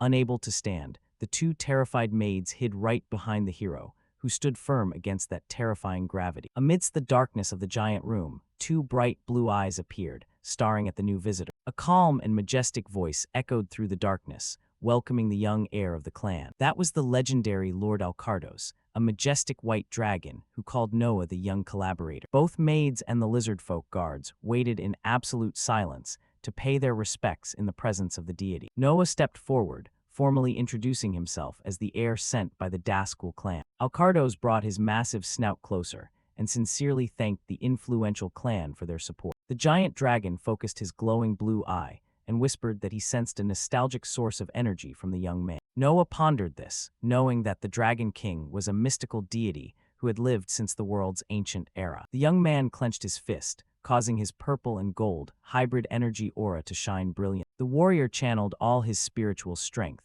leaving a powerful mystical presence before the king. Alcardos observed the light from Noah's flame from above, confirming the greatness of the new holy core. The giant creature was moved to see that holy light once again, after centuries of being completely forgot. The king ordered Adelbolt to reveal every detail of the secret mission to the young Daskul heir. The commander spoke up, ready to explain the complex plea for help sent to the noble clan. He revealed that their lizard folk race had faced a terrifying and brutal war against the ogres for many years. The warrior explained that the balance of power in the region had recently shifted in the enemy's favor. He pointed out that the ogres had recruited an elite strategist who had finally destroyed Draconia's defensive system. Noah deduced that they were seeking help to balance the war, but the king warned that the mission went far beyond that. The enemy race's military commanders were aggressively moving pieces across the board, conquering more territory on the map. Adelbolt touched his sword and confessed that their true intention was to end the conflict once and for all. The scaly warrior revealed that the mission had to be completed quickly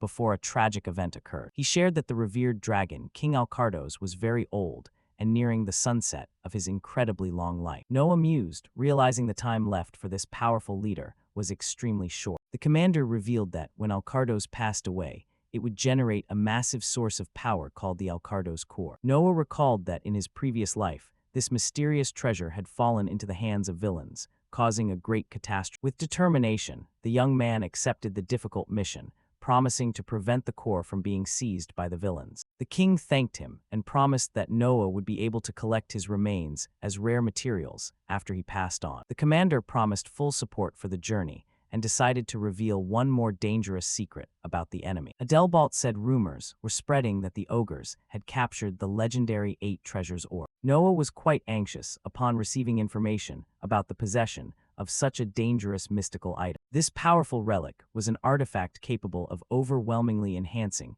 a nation's military strength. The hero promised to investigate the situation and planned to ask Eve for support to expose the ogre's secret. Noah decided to stroll through the bustling streets of Draconia to begin his search for personal allies. The young man reflected that an all-out war between the races was inevitable, and he couldn't solve everything on his own. The young man wondered if he should recruit an ancient and powerful companion he had met in his previous life. He analyzed the ancient script carved into the plaza walls, searching for clues about her whereabouts.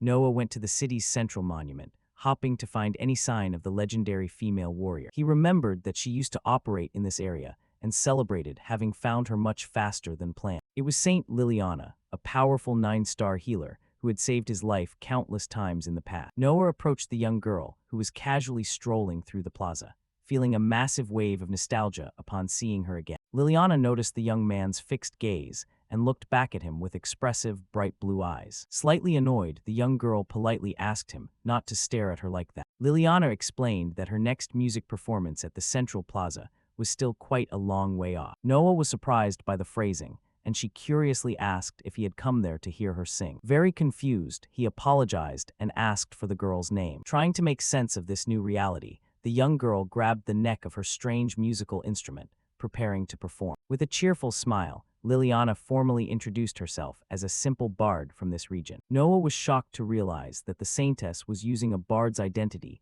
as a disguise to hide her power. The system revealed that her stats were at the 6-star level, confirming she had not yet reached her peak. Noah assumed a serious stance, called her name, and said he had an important proposal. After hearing the full explanation, Liliana commented that she now understood the gravity of the war against the ogre. However, contrary to the young man's expectations, the girl crossed her arms and firmly refused to join his combat group. Noah was surprised by Liliana's sudden refusal and asked for her reasons calmly. The girl focused her bright golden eyes, revealing that she could sense his demon core. Liliana pointed out that a powerful stream of dark energy was radiating from Noah, making the courtyard atmosphere tense. To convince her, the young man raised his arm, releasing small golden sparks of mystical energy. The saintess was curious to notice his holy power perfectly blending with the dark. Liliana accepted the invitation, but made an unusual condition, leaving the young master quite curious. With a mischievous smile on her face, she asked the young man to find her the perfect romantic boyfriend. Noah was completely shocked and stuttered in surprise, unable to believe the girl's quirky request. The young man imagined awkward situations from his past life. Recalling his ally's particular habits, she demanded that the suitor be a powerful gentleman and forbade anyone carrying a demon core. Noah smirked, realizing Liliana's enthusiastic personality hadn't changed one bit. The hero thought of the dragon Adelbolt and assured her that he had the perfect candidate to help. Immediately, the young girl held out her hand, accepting the partnership, and warned that she would place all her trust in his word. Noah shook Liliana's hand firmly, sealing the deal under his new identity as Noah Dask. The carriage departed, leaving the magnificent mountain city of Draconia behind. Heading toward their new goal, walking through the mountain range, Liliana asked why they were going so far, and Noah told her they needed to train. The young man revealed that a powerful magical tool lay dormant in a hidden sanctuary in that area. Suddenly, Noah's sharp instincts detected a powerful threat approaching the rocky location. The pair arrived at the collapsed entrance of a dark cave that radiated dangerous spiritual energy. He activated his holy power and saw something. An ancient magic circle activated on the rock. Noah quickly drew his weapon and stepped forward. The young man unleashed a precise strike at the magic circle. A large cloud of purple smoke dissipated, and Noah braced himself, knowing the sanctuary was extremely heavily guarded. They stepped into the cave's darkness, advancing with extreme caution. The female bard pointed out that the barrier was a warning of extreme danger for anyone who attempted to pass. He joked and asked if she was scared, but she assured him she wasn't scared at all. Inside, the cave was filled with beautiful glowing blue crystals that illuminated the path. Noah led the group, keeping his sword ready for action at any sign of a threat. Suddenly, a shadow as fast as lightning cut through the air, forcing the hero to raise his weapon in a quick defensive stance. 3 scaly-horned wolf-like beasts emerged from the shadows and lunged at the group. Liliana opened her magic support book and said she would be responsible for supporting the rear during the battle. A sharp-horned wolf leaped at high speed, trying to bite the hero with its sharp teeth. Noah focused, channeling electrical power into his blade and preparing to unleash a vertical slash. With lightning-fast movements, the young man sliced the two beasts in half midair with his holy swordplay. The defeated monsters fell to the ground, sliced in half, while the hero spun his sword expertly. The heir flashed a sarcastic smirk, declaring that he could defeat such low-level opponents by himself. Liliana was extremely impressed by the young man's speed and praised his combat skill. Suddenly, a giant scaly tail appeared from the cave's shadows, moving stealthily behind him. Noah realized the fatal presence too late and desperately shouted his new ally's name. Another giant sharp-horned wolf dropped from the ceiling of the sanctuary, aiming straight at the young girl's back. The beast slammed into the ground, kicking up dust, but Liliana managed to step back and dodge. The female bard gained momentum and unleashed a spectacular kick covered in golden light toward the monster. The physical impact sent the giant wolf flying back into the cliff, destroying the creature. She adjusted her hat and proudly commented that she knew how to defend herself very well, and Noah acknowledged her great power. The young girl pointed out that she had never seen this type of monster, and Noah explained that the cave was concentrating dragon energy. He detailed that the high concentration of magic caused local beasts to evolve in unique and dangerous ways. The girl fearfully admitted that she didn't expect this place to be so hostile. Noah comforted his ally, assuring her that the magical item they were looking for was very close. Liliana curiously asked if the item they were seeking was truly a powerful magical tool. Noah explained that the mysterious artifact would be an essential safety guarantee for the group. They continued walking quickly, risking a deeper venture into the dangerous rocky landscape of the mystical cave. The heir announced that they were about to reach the deepest and darkest area of the dangerous sanctuary. Liliana widened her expressive blue eyes when she caught a glimpse of something glowing in the center of the hall. The female bard happily pointed, gesturing toward a stone pedestal where a very old metal sword lay. Noah sensed danger and shouted desperately, ordering her to stop and not touch the mystical object. A terrifying and giant hostile presence suddenly appeared from the shadows of the blue cave ceiling. The young man focused his sharp purple gaze, detecting the giant hostile intent of the lurking enemy. He shouted a warning for her to be careful while lunging toward his chaotic companion. Noah managed to embrace the girl in the final second, saving her from an attack by a horrifying sharp-horned lizard. A giant creature covered in sharp purple spikes roared fiercely, blocking the hero's path. The hero realized with worry that the only exit from the cave had been completely blocked by the monster. The mystical beast opened its giant mouth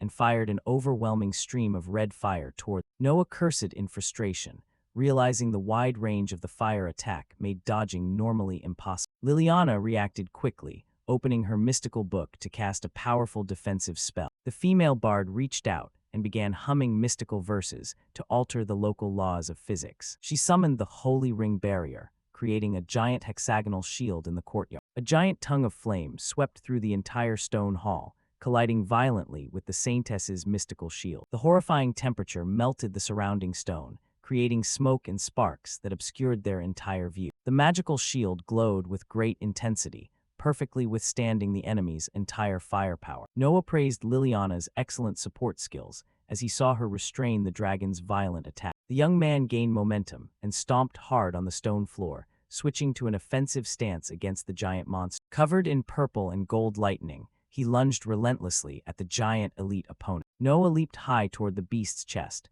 preparing a finishing blow with his electrified sword. He executed a powerful attack that tore through the monster's scale armor, inflicting massive physical damage. The dark fluid of the sharp-horned lizard splattered across the stone floor, confirming the effectiveness of the mystical slash. The beast roared in extreme pain, trying to bite the intruder who was moving at terrifying speed. Noah performed several acrobatic rotations, unleashing a continuous flurry of strikes that disrupted the enemy's defense. Liliana worryingly warned that the intensity of the fight was causing the cave walls to collapse rapidly. The female bard flipped through her mystical book quickly, preparing to cast a new control spell in the area. She summoned the Holy Pillar, channeling golden chains of light to restrain the opponent. The electric chains bound the giant purple sharp-horned lizard tightly, preventing it from moving any further. Liliana screamed hurriedly, warning that the restraint wouldn't last and telling him to finish it off quick. Noah decided to focus all his blade energy into one point to prevent a complete collapse. The monster tried to unleash a desperate strike,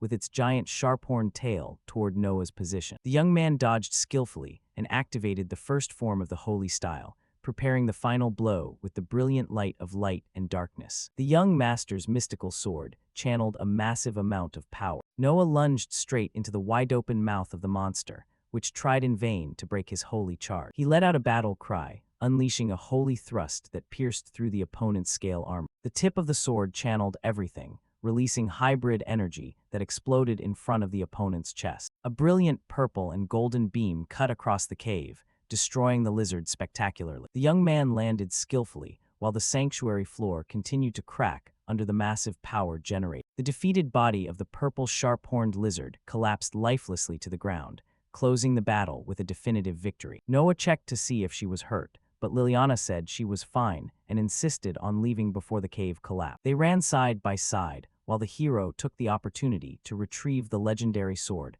embedded in the stone pedestal. With a firm motion, the young man gripped the golden hilt of the weapon, which radiated a purple light against the stone. Noah raised the mystical dragon sword, satisfied to confirm his possession of the powerful dispersion tool. Noah agreed with his companion and told them to quickly escape this dangerous place before it collapsed. On the horizon, wyvern-riding warriors flew across the Draconia sky, maintaining their guard over the kingdom. Noah handed a mysterious letter to Liliana, making the young girl quite curious about the content of the paper. The young man smiled and explained that he was fulfilling his promise to introduce her to the Knight Commander Adelbal. Liliana was overjoyed with the gift and enthusiastically thanked Noah for all his help. The young girl ran off excitedly to meet the commander, while the protagonist waved goodbye to her. Afterward, Noah calmly walked toward the entrance of a bustling local tavern. The hero entered the tavern looking for someone, while the guests were chatting happily at their table. The server approached and told Noah that a mysterious guest was waiting for him there. Noah was surprised by this news and wondered who the mysterious guest in this location could be. The blonde young man named Cease waved from afar when he spotted the hero, showing great familiarity with him. Noah approached and asked in surprise what his brother was doing there. Cease handed over a sealed envelope and said that all the important details of the investigation were written inside. The intelligent ally Eve had investigated deep into the 8 treasures orb right after Noah contacted. Cease yawned while the hero read that the dangerous artifact had been stolen recently from a neighboring kingdom. The culprit fled toward Draconia, indicating this relic was intended to be used in the upcoming war. The report issued a vital warning about the severe dangers of using that powerful mystical item. The document stated that the orb's power was destructive and capable of wiping an entire city off the map. The terrifying mystical magic known as Starfall had the potential to cause unprecedented devastation. Noah carefully read the details on the paper. Noah was startled to realize that this was the very magic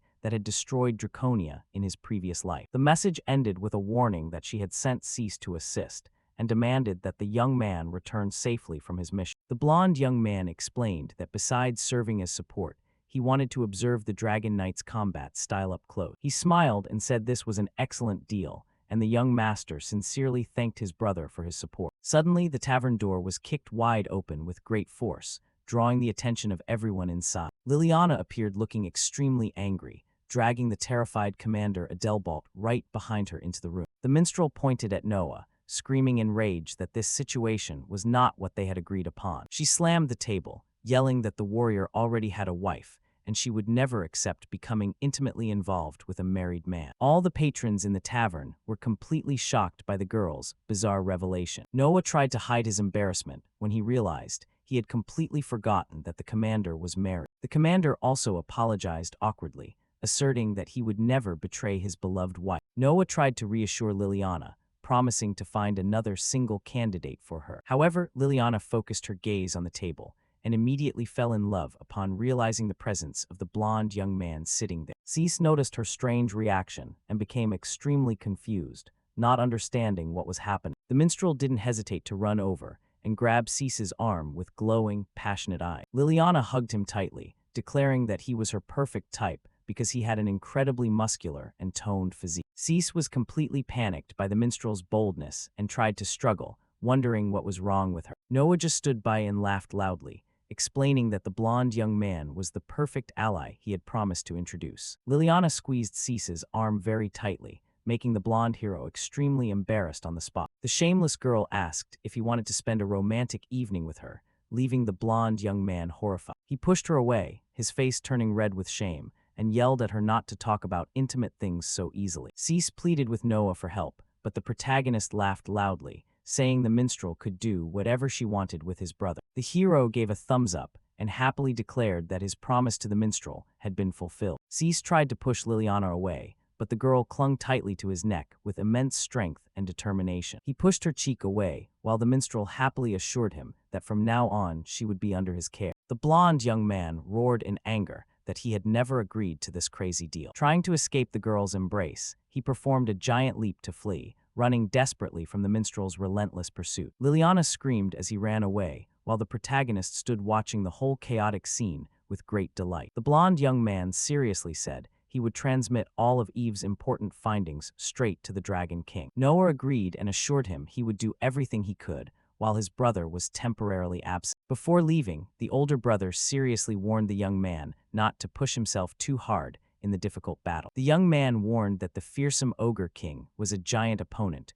with a power level equal to their father's. Cease ran desperately to escape while Liliana screamed, telling him to wait for her. Noah acted quickly and grabbed Liliana's clothes to stop the girl from chasing after his blonde brother. The hero advised that they had no more time to chase after his brother at this critical moment, and revealed that they were about to infiltrate the dangerous main base of the enemy ogre army. Liliana looked at the giant village with anxiety and asked if he really intended to attack that place with only the two of them. The young man explained that their true goal was to destroy the 8 treasures orb, not to start an open war. Even though she had heard her companion's logical explanation, the minstrel remained quite worried about his plan. She asked how they could slip past the entire dense force of monsters guarding the village. Noah suddenly picked Liliana up in his arms, confidently commenting that ogres were very slow creatures. The protagonist concentrated powerful magic, lightning energy into his shoes to maximize his speed. With the girl in his arms, Noah smiled,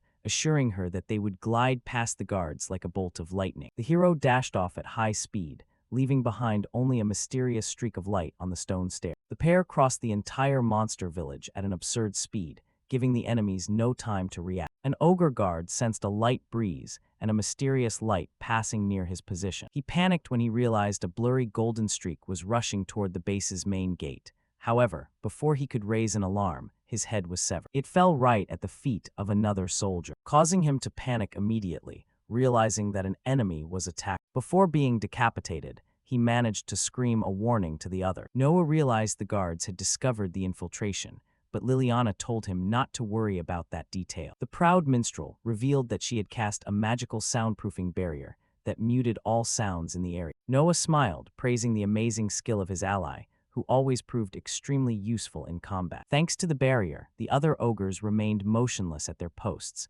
unaware of the infiltration currently taking place. Liliana asked her companion if he knew exactly where the monster was keeping the powerful artifact. Noah replied that the mysterious item was surely hidden in the deepest area, where the tribe's supreme leader resided. The hero recalled that in his previous life, Fungus was just a coward who always allied with the strongest. The young man concluded that if this criminal was involved with the ogres, the precious orb would certainly be guarded there. The two finally landed on the stone floor, ready to begin the most dangerous part of the infiltration. They stopped before the giant gate of the main fortress, which radiated an evil and terrifying energy. Very carefully, the pair opened a slit in the large wooden door to observe the dark hall inside. Noah signaled the path was clear, and the two quietly began descending the stairs inside. The heavy doors closed on their own with a muffled thud, locking the two young intruders inside that lava temple. They ran quickly toward the center of the giant underground temple. Noah spotted the glowing altar and told his ally that he had finally found the legendary orb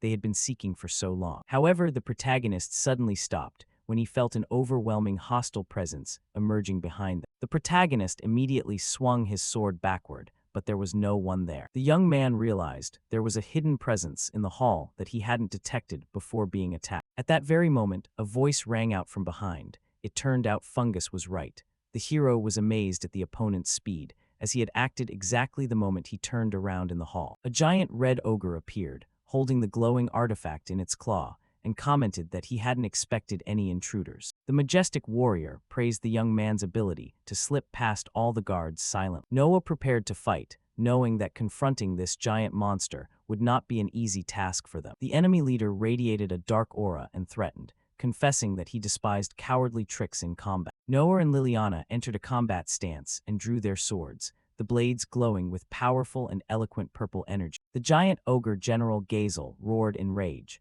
promising to crush the two intruders with his own hands. The terrifying ogre General Gazel radiated overwhelming dark energy, looking down at the two young intruders. Facing the imminent danger, Noah quickly activated his mystical appraisal skill to check the enemy. The system began processing the information, but the opponent's physical stats were hidden. Noah was heavily shocked when he read that the physical resistance of this powerful ogre leader was simply immeasurable. Sweat dripped down the young master's face when he realized he was about to face an absurd opponent. The young man decided to charge in with everything he had and told Liliana to destroy the precious artifact. As soon as he could retreat with a war cry, the hero attacked the giant monster's chest with the full power of his mystical sword. Noah tried his best, but felt terrifying physical resistance when attempting to pierce the ogre's armored skin. The strike didn't even make the giant flinch, and he mocked the hero, saying his attack was as weak as an insect. Gazel laughed at the human's fragility and struck Noah, sending the young man's body flying backward onto the ground with extreme force. With a single simple and humiliating flick of his finger, the ogre general had repelled the young warrior's attack. The impact of the blow sent Noah flying through the air, slamming hard into the hall. A large dust explosion spread through the underground temple, emphasizing the monster's raw power. The young man leaned against the stone floor, gasping as he tried to catch his breath after the terrifying collision. A horrific crashing sound echoed as Gazel's giant stone mace slammed into the ground near the protagonist. The terrifying monster leaped with his mace held high, laughing loudly and proudly, declaring that this is the true weapon. The general's mace came down with fury, but was held back at the last second by a brilliant golden energy shield. Liliana kept her spellbook open, channeling all her mana to maintain the divine defensive barrier. Gazel found this pure test of physical strength very interesting and increased the pressure on the minstrel's shield. The ogre general tightened his grip on the giant stone mace handle, focusing even more destructive power. The monster's immense power crushed the barrier, creating terrifying cracks throughout the golden structure. Liliana began to waver from the overload and screamed desperately,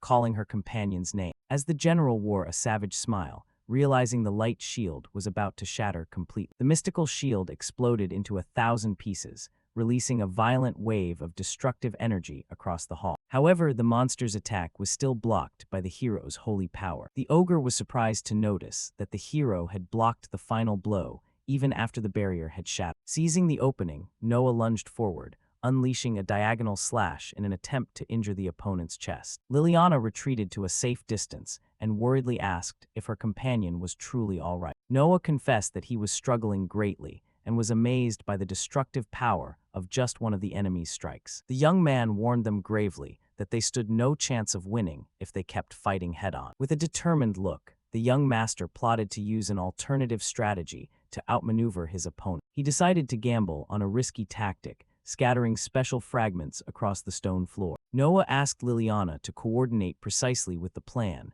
and the bard prepared to cast her magic. The young man threw his magical sword toward his opponent as a temporary decoy in the battle. Liliana summoned Divine Judgment, unleashing an impressive rain of golden light spears from the ceiling. Noah sprinted at high speed beneath the storm of light spears, aiming for the ogre general's blind spot. Gazel laughed confidently, roaring that such weak attacks would never be enough to take him down. With a quick swing of his mace, the monster easily shattered the light spears the saintess had created. The bard bit her lip in fear, realizing that her strongest spell hadn't caused any real damage. Noah activated his holy power technique, concentrating an intensely brilliant golden aura in his hands. Under the hero's command, the previously scattered fragments began to lift and glow brilliantly. The young man fired the holy demon flying blades, catching the giant monster off guard with the attack. Noah shouted convincingly, warning that the monster would have nowhere to hide from this combined power. A massive pillar of light and golden lightning struck Gazel directly,